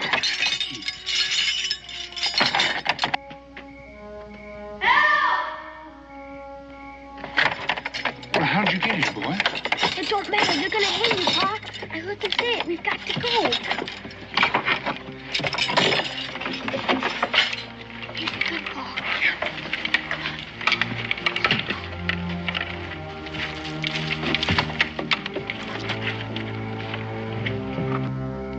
Israel. Israel Boone! Is that you? Help!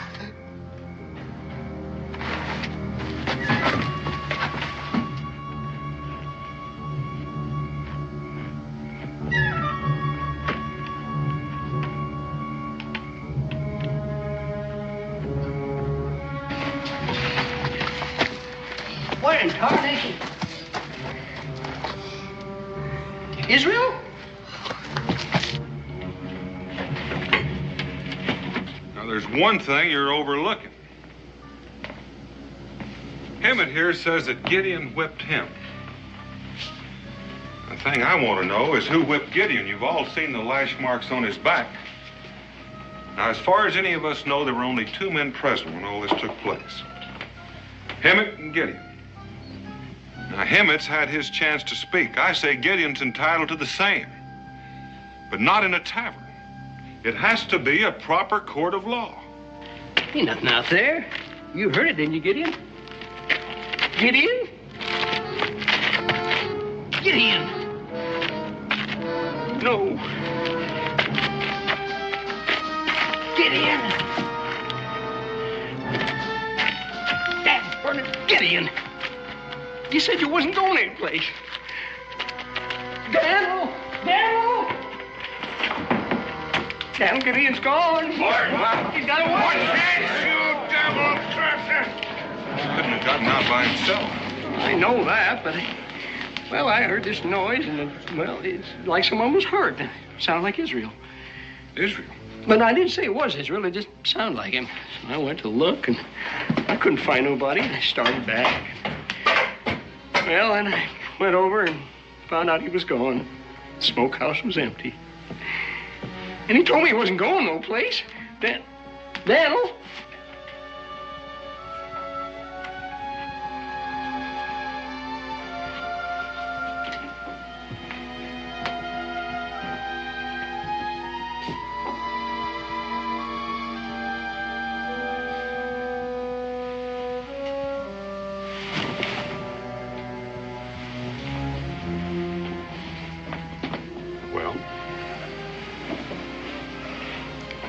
Evening, Pa. Evening.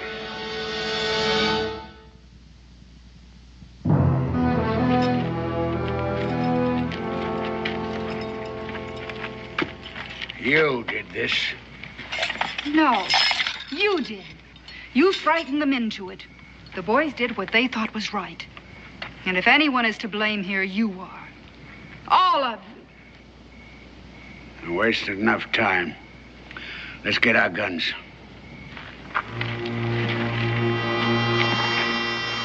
There ain't no stopping him now. If they find him. Will they hang him? That's what you want, isn't it? Well, he ought to be punished, oughtn't he? If he did anything wrong, yes, he should be punished. You agree with that, don't you? Well, After what you say did to you and to Blake, I think maybe you'd want to watch and see what happens when they catch up with him. Dan. Well, how about it? You would, wouldn't you? No, I don't want to see no hanging. Well, you're going to, whether you want it or not. No, you can't make me see no hanging. Beck, leave him be. He knows what he's doing. Israel, it's time for you to go back to bed. Oh, Mom. Right now.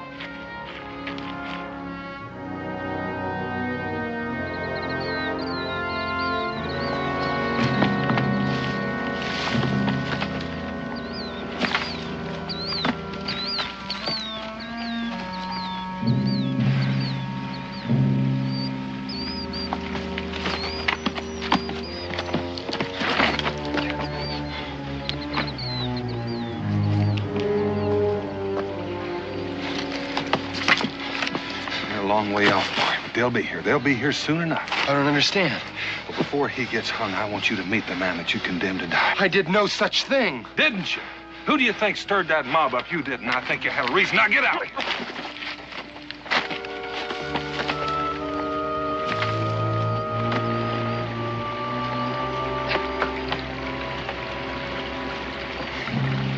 Please stop. I got to rest. We can't stop. I wouldn't want you to miss anything. Come on. I can't go any further. I gotta rest. Well, rest real fast, boy, because like I said, I wouldn't want you to miss anything. You've never seen a hanging, have you? No, I haven't. And I don't want to either.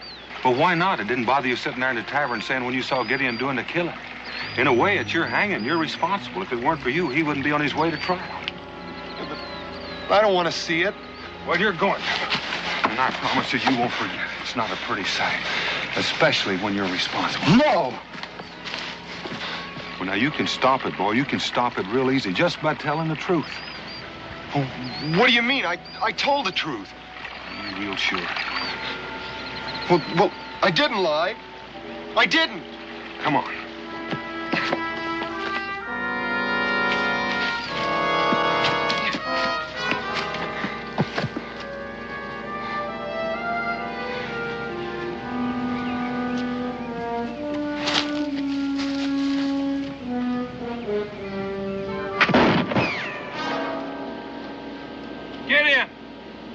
You? Yeah, it's me, Hoss. Gideon, I've got to talk to you. It's too late. Go away, Daniel.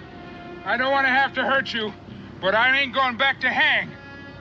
Gideon, last night you wanted me to bring the boy to you. And I brought him. Would you talk to him? It's too late for that, Daniel.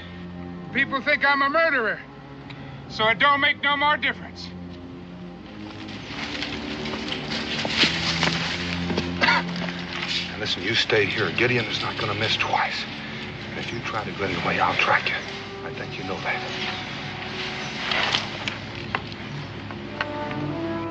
I meant what I said, Hoss.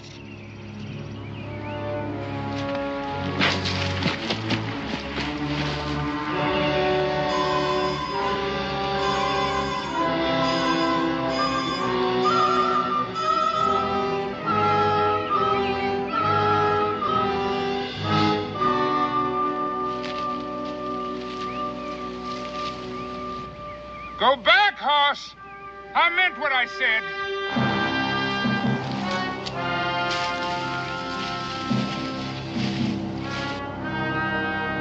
Nobody's gonna take me in, Hoss. You know that. You gotta know that.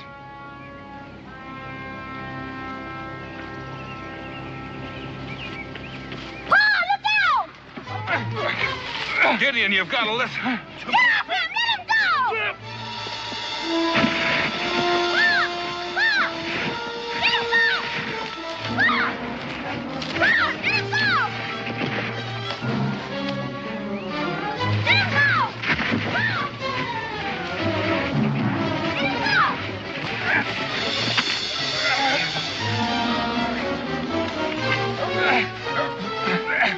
I'll shoot! I will! Let him be! Let him be! Let go! Let my son be! I will if you'll listen. All right. All right. All right. I'll listen. Go on and say what you gotta say, but let my boy be. Emmett is waiting for you right over there. Him and how many others? You think I'm a fool? You are if you don't trust me. It's still loaded.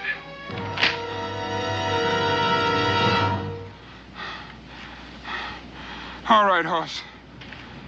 You lead the way. Let's go, boy. That's him, Pa! He's the one, Pa! He wants you dead! Easy, boy, easy. There's no need for harsh words. I just want to know why. Why me? What did I ever do to you? You killed my friend. You killed Mr. Blake, and you beat me half to death. You got a bad memory, boy, real bad. Now, I was trying to help you. And you know that. That's all I was doing. You know that's true. I saw you. I saw you with a knife. You, Boone, drop your gun. Let's take him, boys.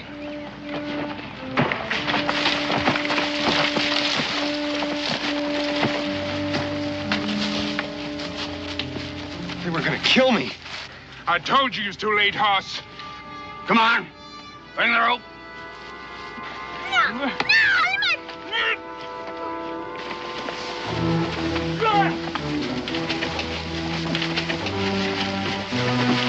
No!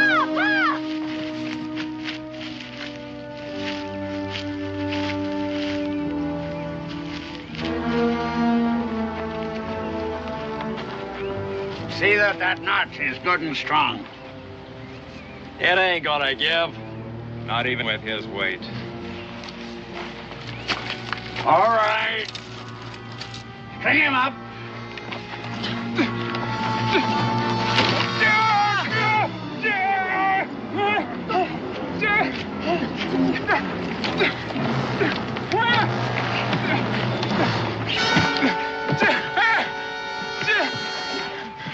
The least you can do is let my boy go.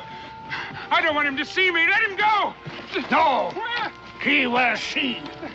And he will learn not to grow up to be a heathen like his father. Emmett! This is your last chance, boy. Tell him the truth. He has told the truth. If he has, he's going to have a lot more to talk about when this is over. Isn't that right, Emmett? I don't know what you're talking about. I mean, how it is when they pull that rope. I imagine you'll be real proud of yourself. You'd better be, boy, because you're going to have to live with it. That's enough. You shut your mouth. Get on with it. String him up. No, don't do it. Please, don't do it. Please, get my boy out of here. Hang me if you gotta hang me, but don't let him see me. No, Gideon, let him watch, too. Just like you're going to watch. Isn't that right, Emmett? You're going to watch. Maybe Gideon will try to talk to you when they lift his feet off the ground. He's going to try, but he's not going to be able to. So you watch it close. You watch it close, and then you'll see how it is. And believe me, you'll never forget it all the rest of your life. Now get on with it. Send him up. Come on, get on. Come on. See how it is to kill a man. Pour! No!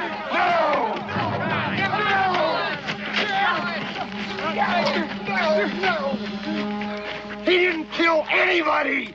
You hear me? I killed him. Hey, man. Oh. Pa! Oh, Pa!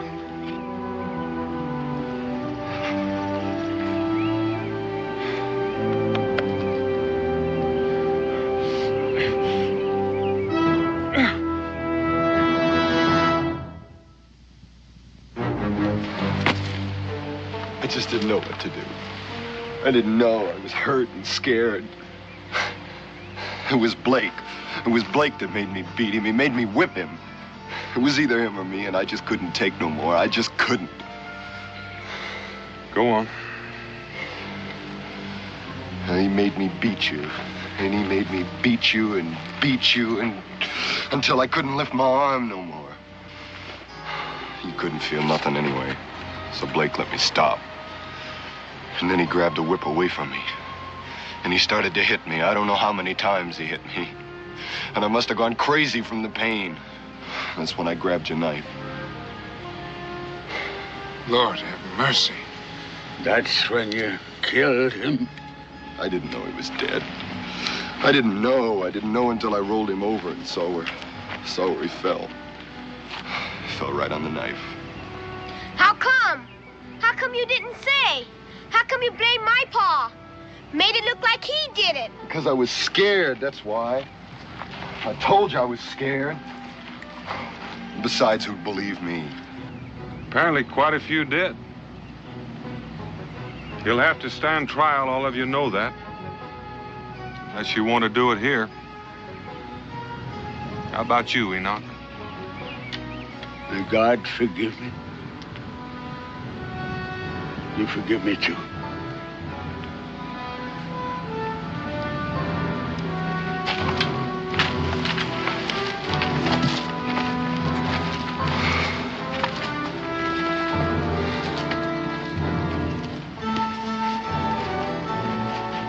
Start on back.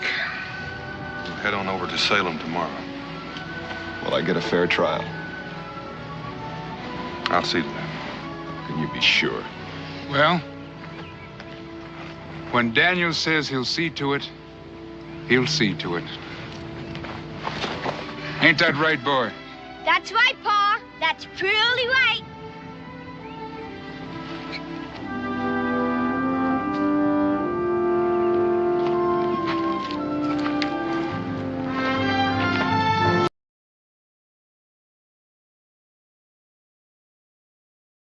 Name or not, I could take you. What would it prove? This?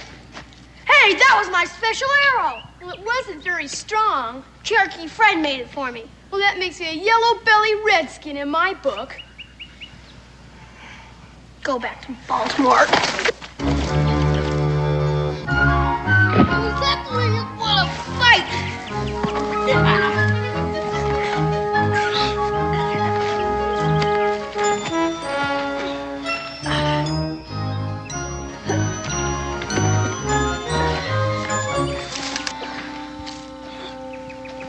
Don't eat him, Mr. Dobb.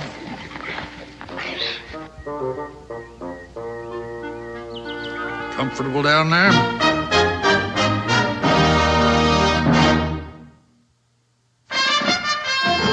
Daniel Boone was a man, yes, a big man, with an eye like an eagle and as tall as a mountain was he.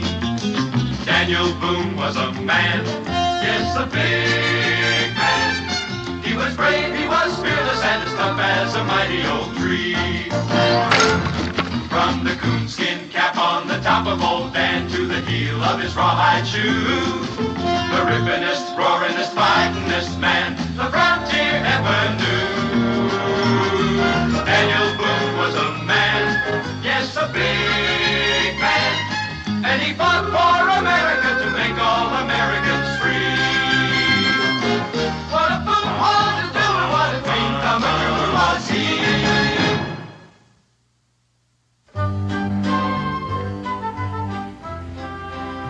that Mr. Dobb?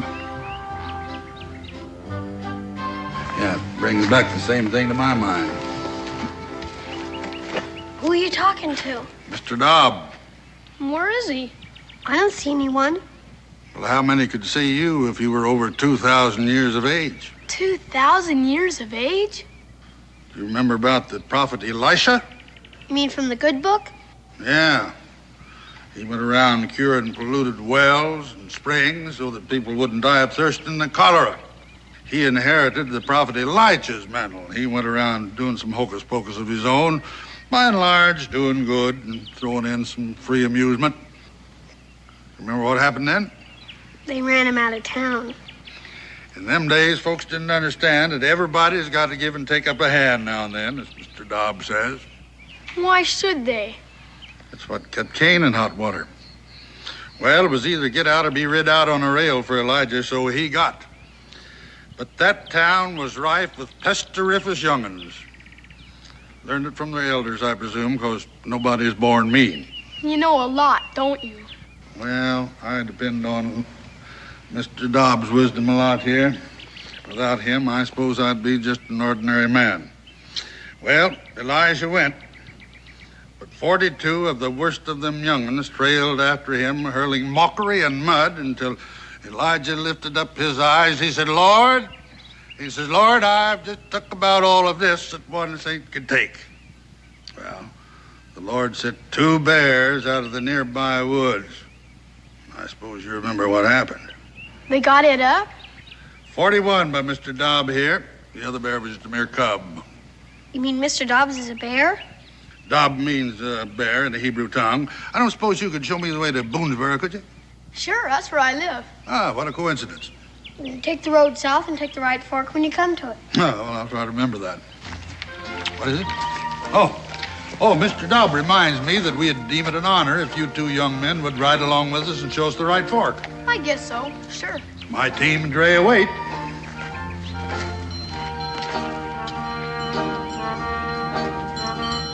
Is that your team and Dre? Yep, if you'll find places for yourselves.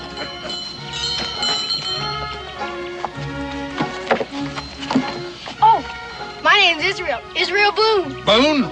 My dad's Daniel Boone. Never heard of him. Up with him. My name's Joe. Joseph Montgomery Jr.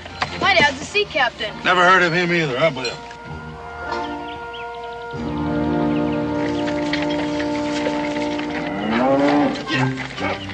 Yeah. Steady, you beast. Steady as she goes. Easy there. There now. Hold still now. Jump. Come here, Jump. Come here. Now, hold still. Hold it.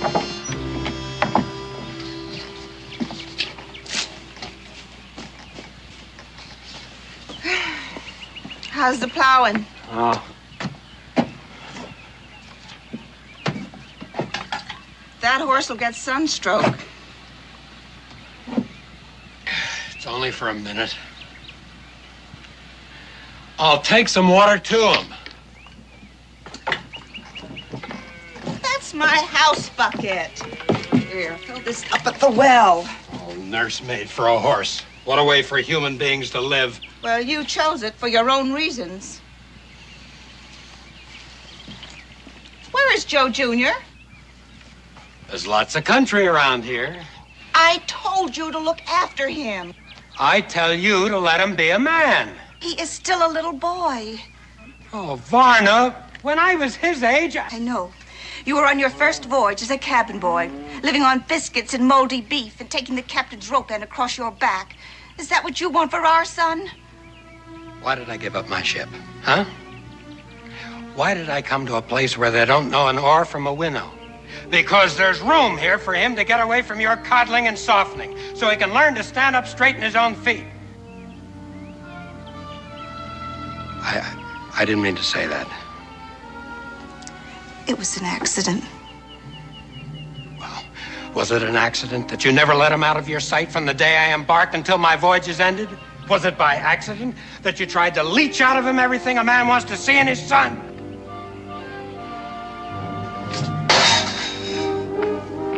What are you gonna do? Explore Kentucky for him? You won't find him. It's too big.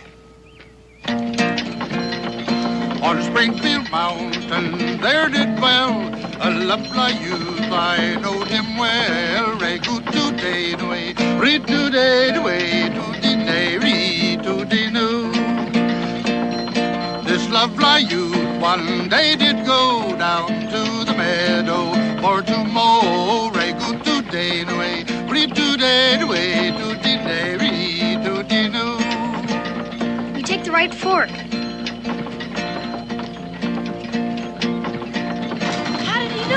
If Mr. Dobbs trotted along there to show him, he scarce had mowed half round the field when an ugly serpent bit his heel. Re-good today, re today, to dinay, re to dinu.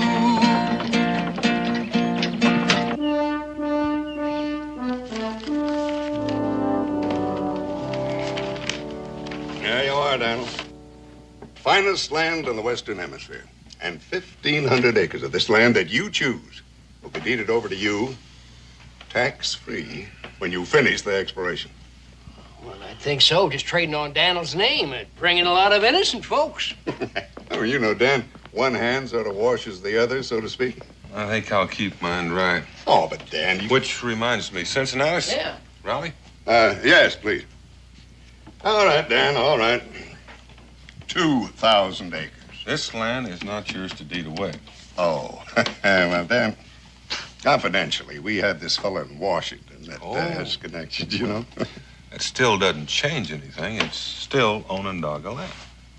Well, the whole country was Indian at one time. Yeah, so I heard. Oh, well, now, Dan, suppose you'd have been aboard the Mayflower. Would you just have turned around and sailed right on back home?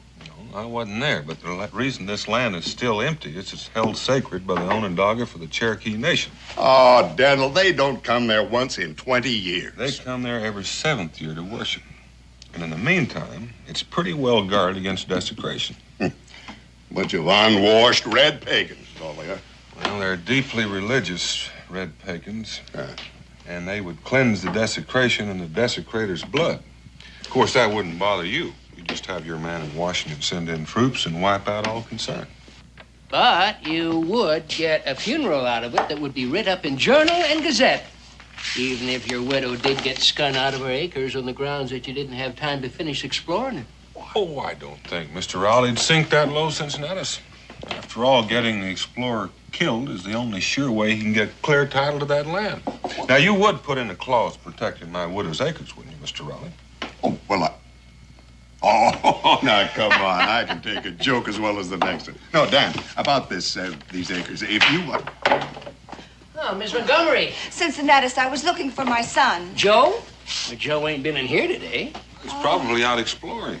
In the forest? Well, there ain't nothing going to hurt him. Unless maybe he runs into somebody's trap or into a panther. A panther? Oh, Mr. Boone, what'll I do? Just a little frontier humor, Miss Montgomery. I wouldn't worry. My own boy is out bow and arrow hunting. Your boy isn't a cripple. Well, the boys usually like to hang out at the blacksmith shop. Oh, yes, thank you. I'll go look there. Oh, she mother hens that poor boy. And his father makes him out to be the gamecock of them all. Why, between the two of them, he just ain't got a chance. Well, I guess at the right time, like all the rest of us, he'll take matters into his own hands. Well, now, what do you think of the new position of my bar, huh? I don't know whether I'm going to ever get used to it or not, but got a little more elbow room. Daniel, now about my proposition. Wait. If you want... It can't be. I'll bet it is. Is who? Rudy New. Now, Molly had a rotten tooth, and so the poison killed them both right good today. Hoody-nay, hoody-doody-doody-doody. Hold him up there, Mr. Dobbs. See that? He didn't even touch the reins. Of course not. Mr. Dobbs says all that. Who's he? Prater Beasley. Who? Prater Beasley.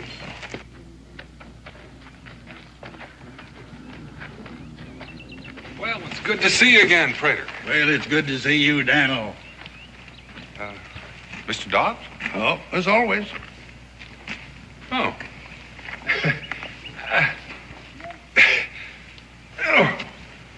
Well, he doesn't know his own strength. He never did. Oh, he wishes me to tell you that he's sorry. Well, tell him not to give it another thought. Well, I've just met your hope for the future here. You said you didn't know my pa. I'm an egregious liar. You are? Ask your pa. What's egregious, Pa? Egregious?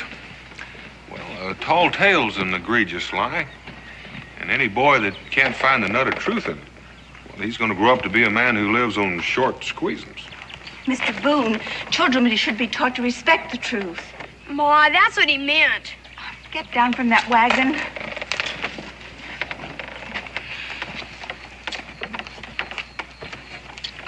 What's happened to your clothes? I guess sometimes I got into a fight.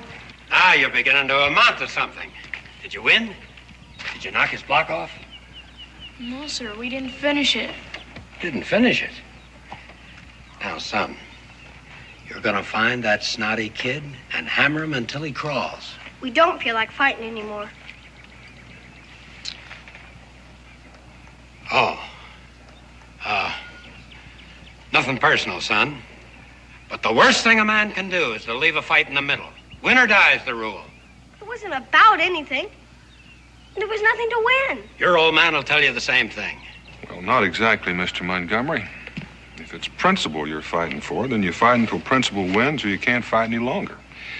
But if it's just smiting and being smit, well, then the sooner it's stopped and forgotten, the better it is for all concerned, including the innocent bystander.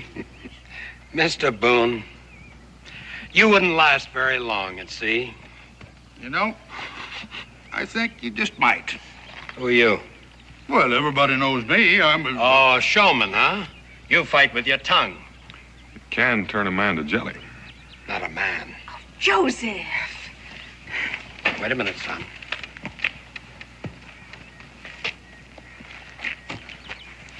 I intend to have this out. It's out.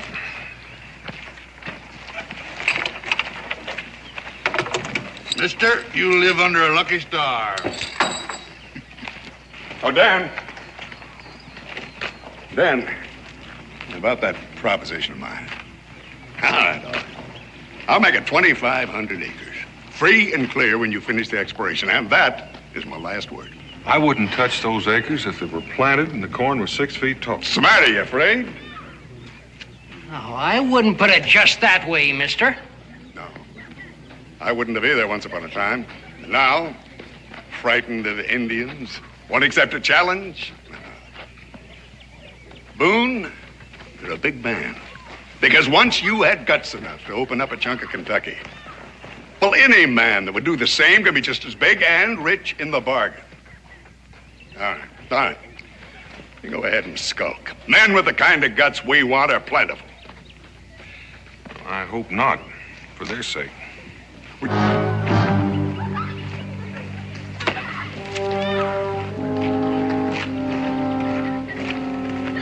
Mister. Yeah? Hey, about that property I heard you talking about.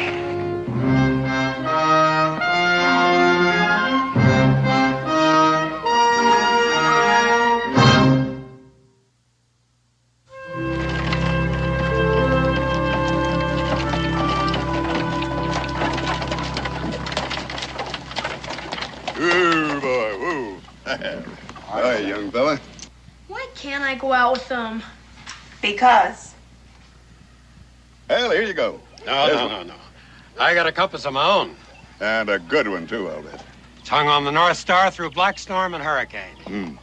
Well, in here's your level and your theodolite. You do know how to use one, I suppose. Well, it's not so far from a sextant that I can't navigate with it. Oh, here's your contract, young fella. You drive a hard bargain. Mr. Rowley, I cut my teeth on London factors and Chinese merchants in Canton. You know, I believe that a brave man deserves riches. I don't begrudge you one red cent.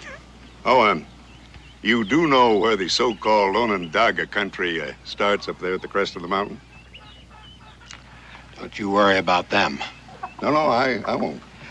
I'm one man the troops won't have to come in for. I take care of my own fights. Glad I met you. You're the kind of fella I've been looking for. You found him. Good luck to you. Thank you.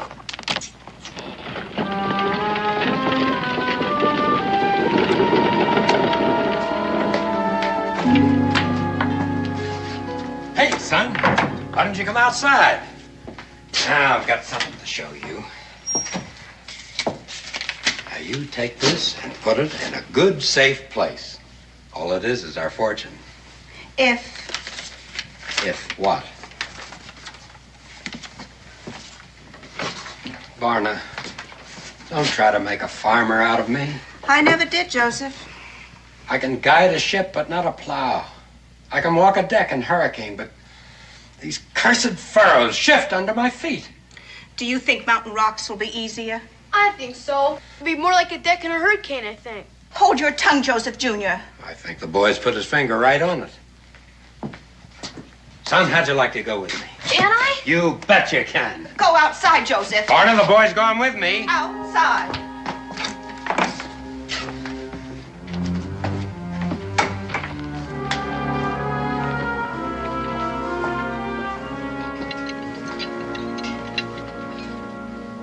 What happened to you?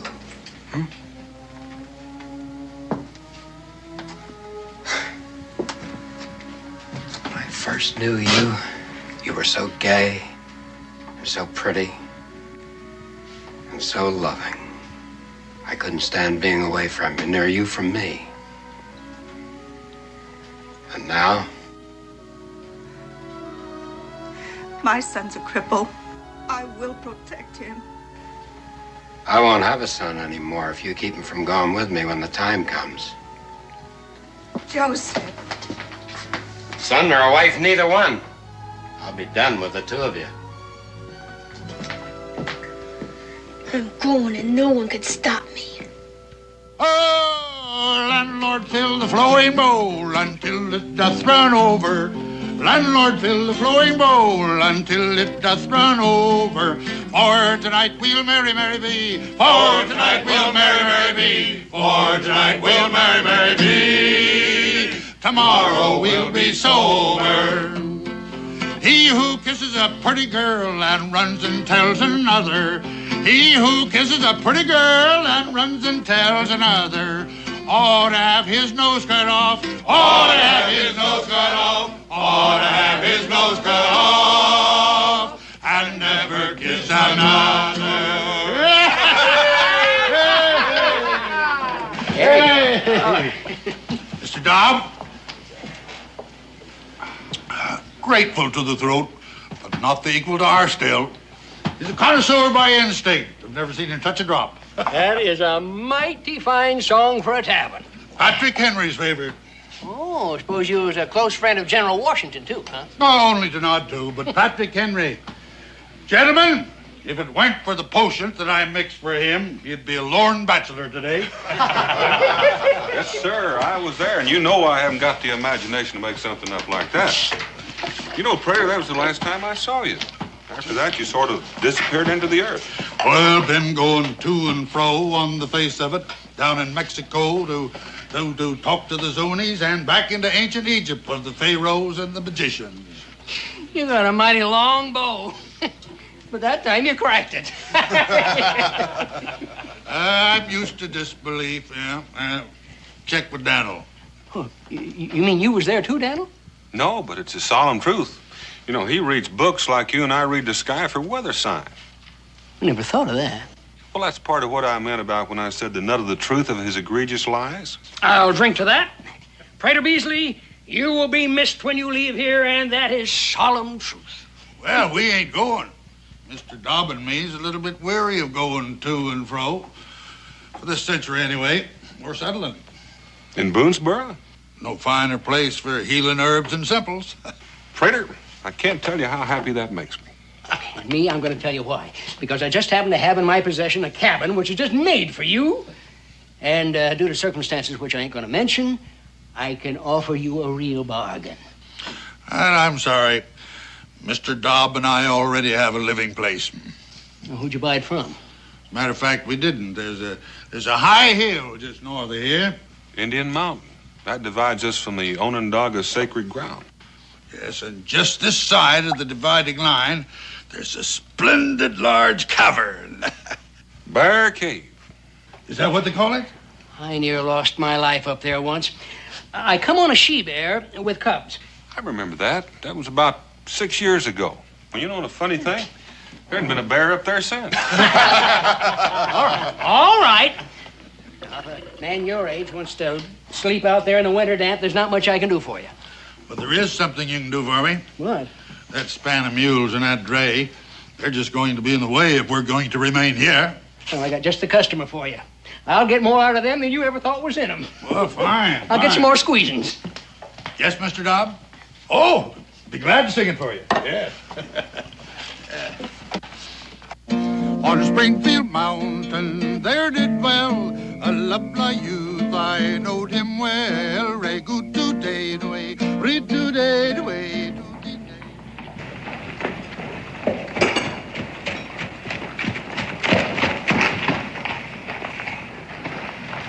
Israel, you better be careful about grabbing those horses' tails. You might get a hold of one sometime and doesn't like it. Yes, Pa. Don't wander off. I won't be too long. If it's all right, I'll just mosey around. I'll find you when it's time to go home. All right, Pa.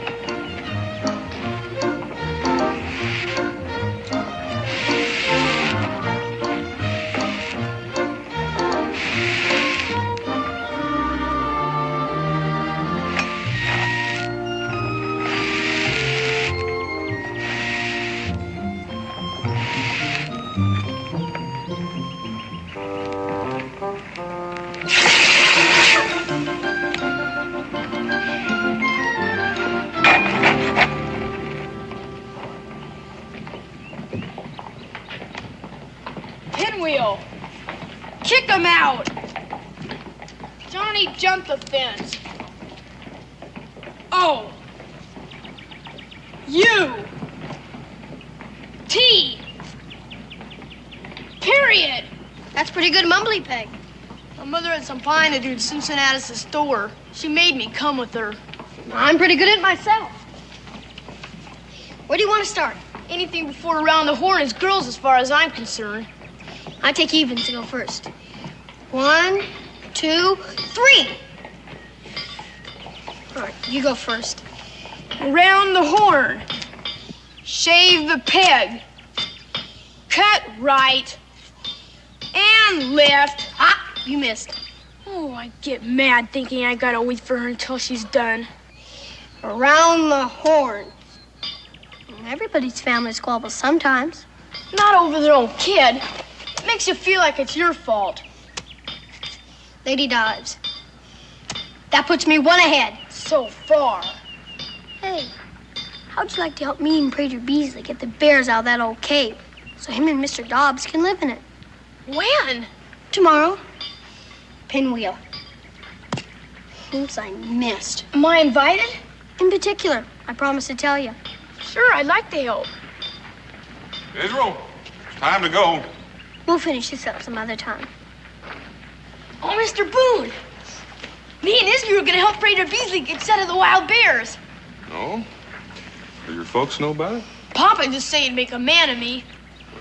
Better ask anyway. He's gonna take me with him far out in the forest, and that shows how he'd feel. Well, make sure your mother knows. Come on, son. If I know Pa, he's already greased his skids. You told her? I'll come by your house in the morning. Make it good and early. Prater Beasley wants to get settled in.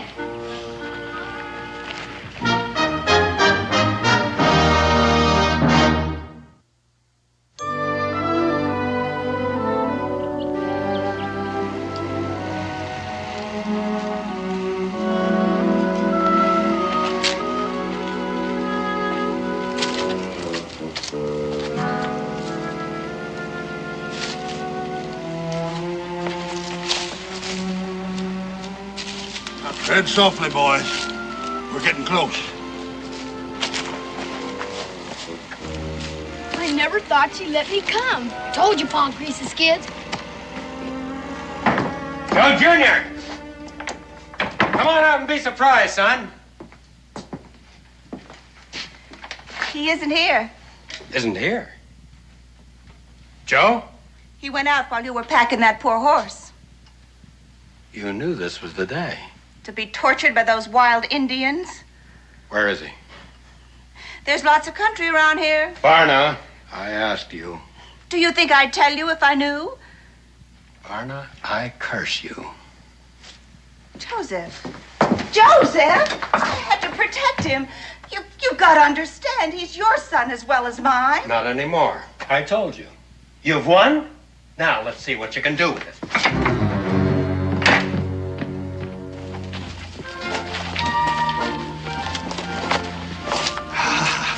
There she lies.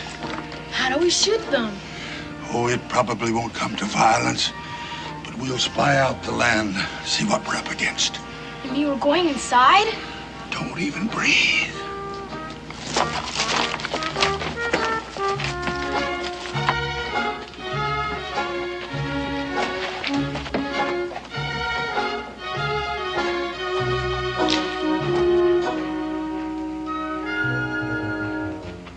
Come on, boys, all's clear. Well, make yourselves to home. Well, Mr. Dobb has taken care of all. I wondered where he was. Look at him curled up around that still as if butter wouldn't melt in his mouth. Not that I've ever noticed butter melt in his mouth. Boy, look at this war drum. Hold it! Hold it there, young Boone. Well, that's an Onondaga beat. And this is a Sioux war drum. It was given to me by running antelope. Here, hold my pipe. This drum is called Many a Brave to Battle.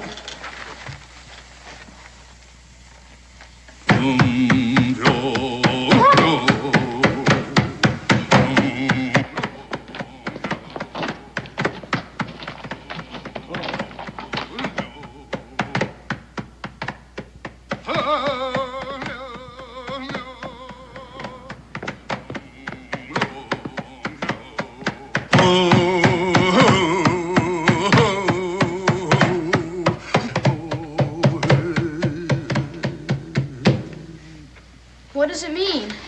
Well, it means a man that sticks his head where it ain't welcome is liable to get it cut off. Not without a fight. It depends on what you're fighting for, says Mr. Dobb. And Pa. Not mine. He will. Hammer him until he crawls, no matter who or what. That's all Pop ever knows.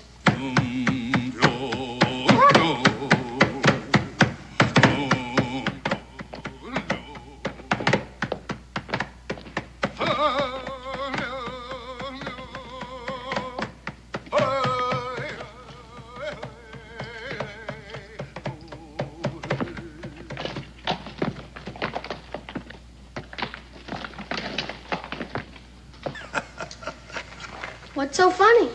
A story just popped into my mind. What kind of story? An Onondaga fairy tale. Do Indians have fairy tales? Sure they do. Yeah, they sugarcoat their lessons to get them understood just like the rest of us. How does it go? Well, sit down, sit down. Make yourself comfortable. Well, as the Onondaga tell it, when pestered by their young, there was a man and his wife lived in the woods by themselves, and they had one boy about you fellas' age, and pretty soon they had another little boy. And after that, why, the mother, she went on to her ancestors. You mean she passed on? Mm-hmm. Well, the little baby stood, about as tall as that finger. There's a picture of him up there.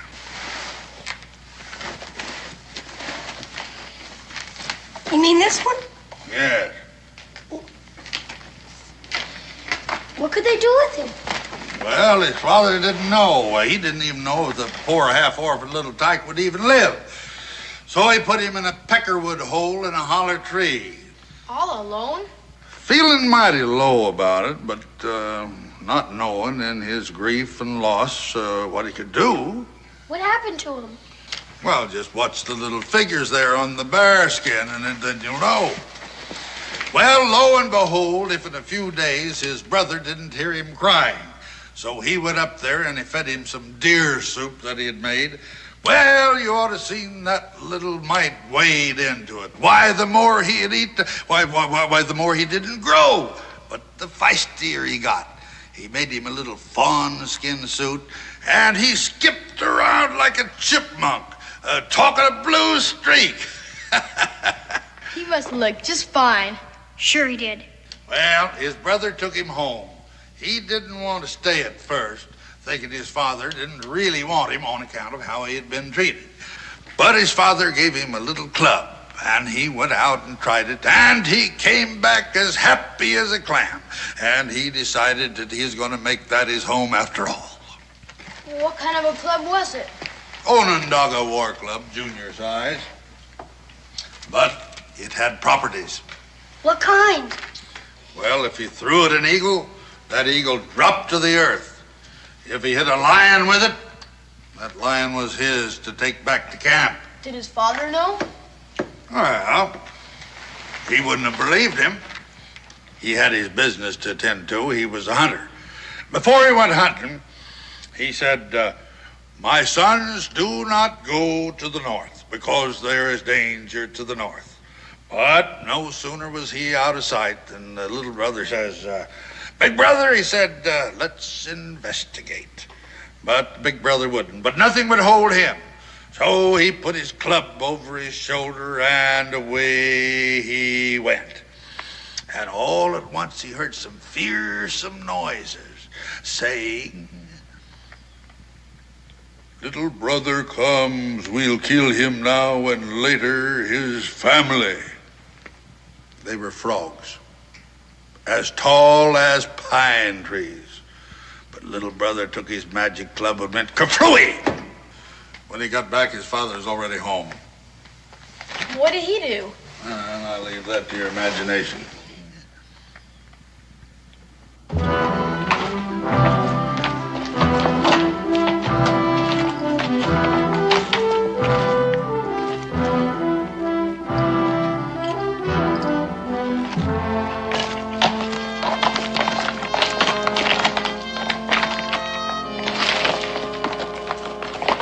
This time it was the South. And this time he took his brother along with him. I knew he was going to, didn't you? Well, they traveled along until they came to a tree so tall that it brushed the sky.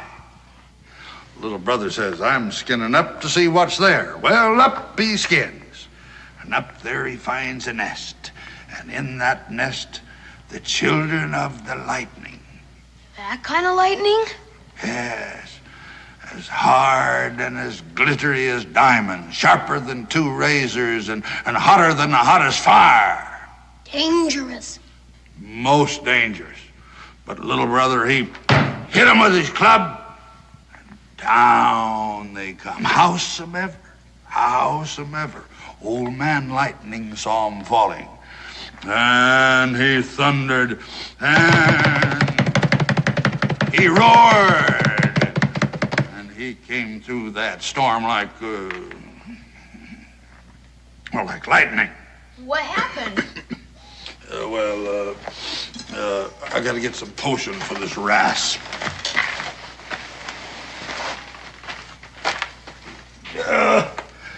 Begging your pardon, Mr. Dobb.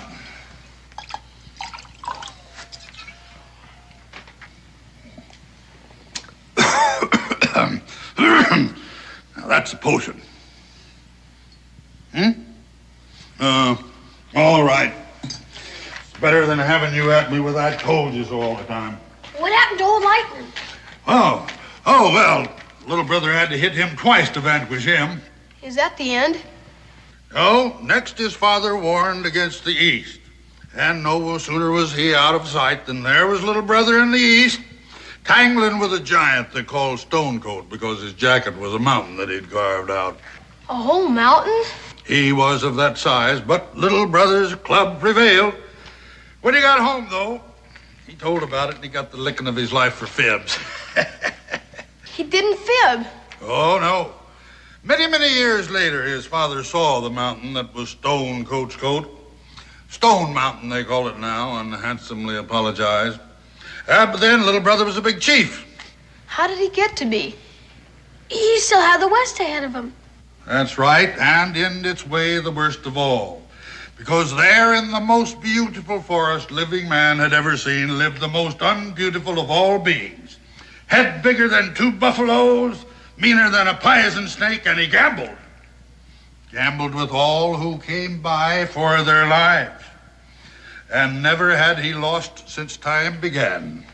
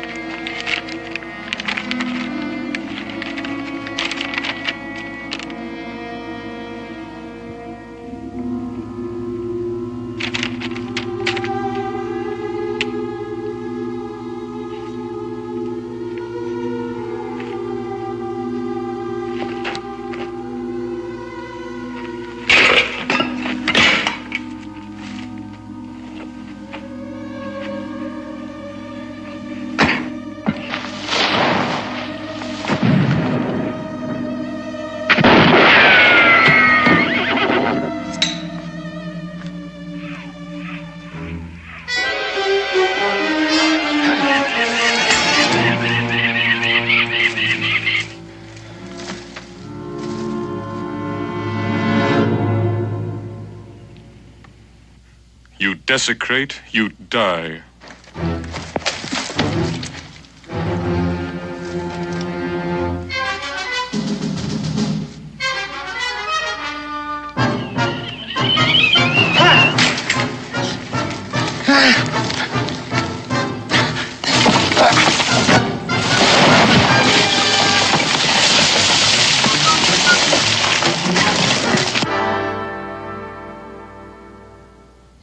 Yeah, well, afterwards, little brother, he let loose all the men that the gambler had there to hold them until he could take their lives.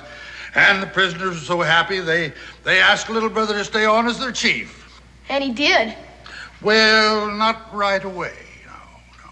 He thought about it this way and that way, and finally he said that he'd be honored if they'd let him bring his relatives. And so they did. And I guess if we could find that forest right now, we'd find all those people living there with little brother. That's a good story. I'd like to have a club like that. Oh, you would? Well. Here we are. It's all yours. Take it along. Thank you very much. Thank you. Thank you. All right, boys, on the way. I got work to do now. Get along. You work?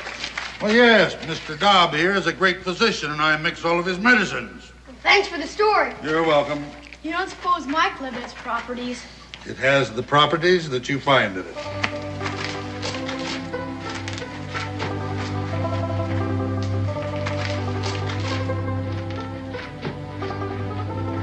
I bet I do find properties in it. Sure you will.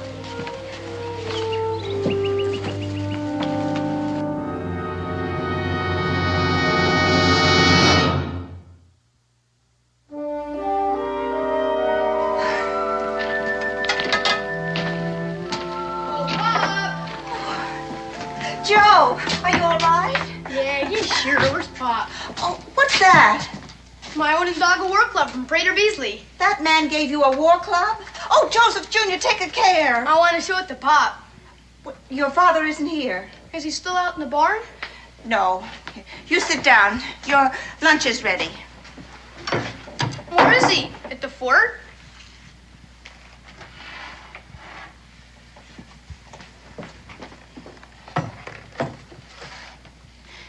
Joe, your father will be away for quite a while. Not on the exploring trip. He promised to take me. Listen, dear. He promised. You wouldn't let him. Joe, it was dangerous. You don't want him to be my pop. But that's nonsense. I was standing right under that window. I heard what he said. He was just upset. You called me a cripple. I didn't mean it. Not like you make it sound. Joe, now we have to face it.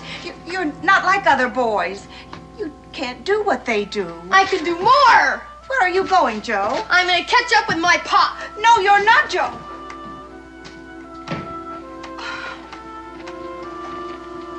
Oh, Joseph.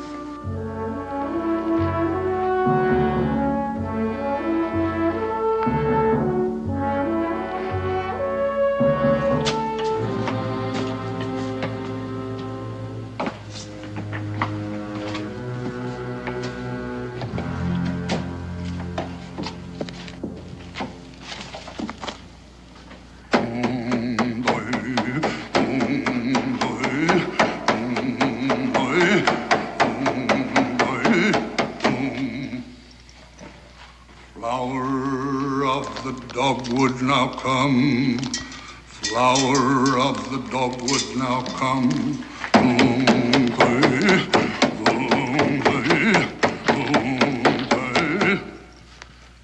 Spirit of the red berry, arise.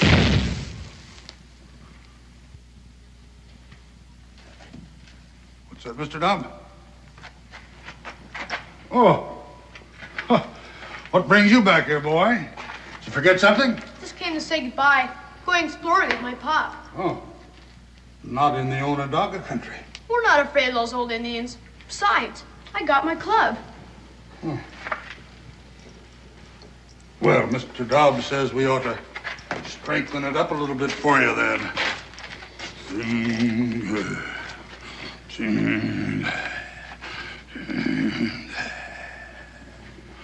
Yeah, that ought to do it. Thanks. Bye, Mr. Beasley. Goodbye, boy. Now take care of yourself. Yeah. I agree with you, Mr. Dobb. We ought to keep an eye on him. No offense to solemn things.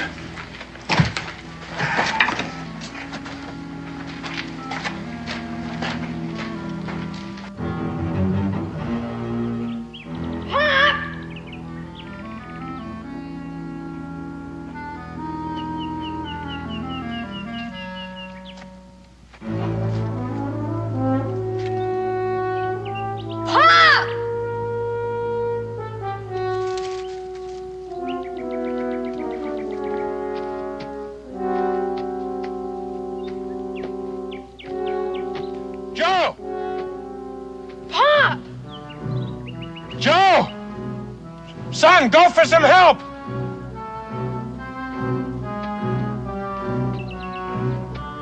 Son, no! Don't try to come down here!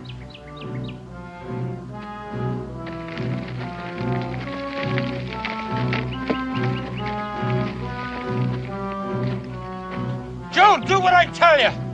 Go get some help!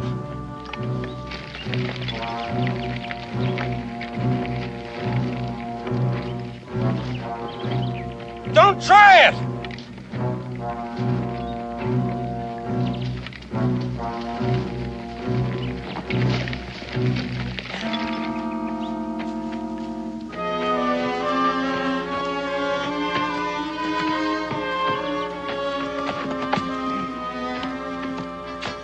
Joe. Don't worry, Pop. I'll get it off. Why didn't you listen to me? You could have fallen and hurt yourself coming down there. I was all right. See, Pop, I would have come with you if I'd known it was today. I didn't know. I wanted to be with you, Pop. All right, never mind, son. Come on, let's try it. Yeah. Again. No. No, it's no use. It's too heavy. You gotta go get somebody. I'm not gonna leave you.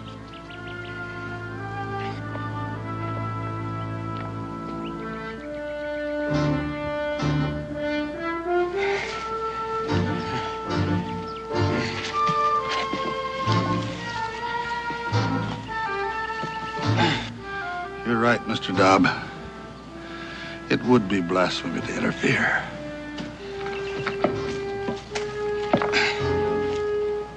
Yeah. That's it. Oh.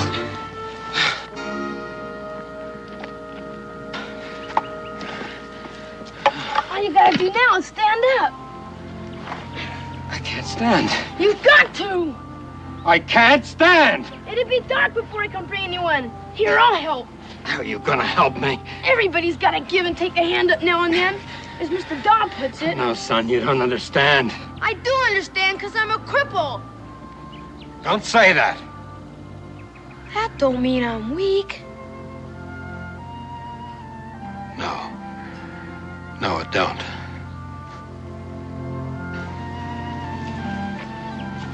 Here, I'll lean on this. You lean on me. Put your hand on my shoulder. Thank you, son. We'll make it between the two of us. Well, maybe I can help. Which leg is it? This one here? Yeah. Well, we'll see to it. Well, you won't need that anymore. We'll leave that for the Onondaga. He'll understand.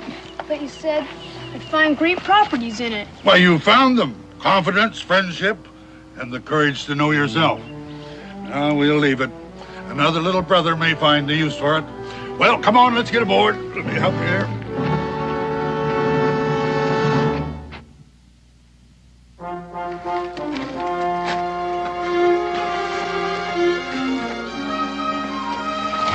Boy, stop that! Varna. How? Oh, I'm learning.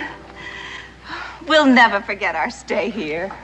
It's just too bad you have to leave. Daniel, if you or your family ever have need of a sea voyage. Well, we may be calling on you sooner than you think. Good. And as for you and Mr. Dobb. Oh, you can trust his wisdom. Better get in the back. There'll be more room for your legs. All right. Joe can drive. Joe? Oh, yes, Pop, please. Don't you think it's about time he stood on his own 2 feet? If needs be, you can reach him out a helping hand. I'll take it. I've learned that. Raider Beasley, you know what I'm going to do as soon as I get shut of this. I'm going to visit Stone Mountain. I want to see that giant's coat with my own eyes. Good. Bye, all. Get out.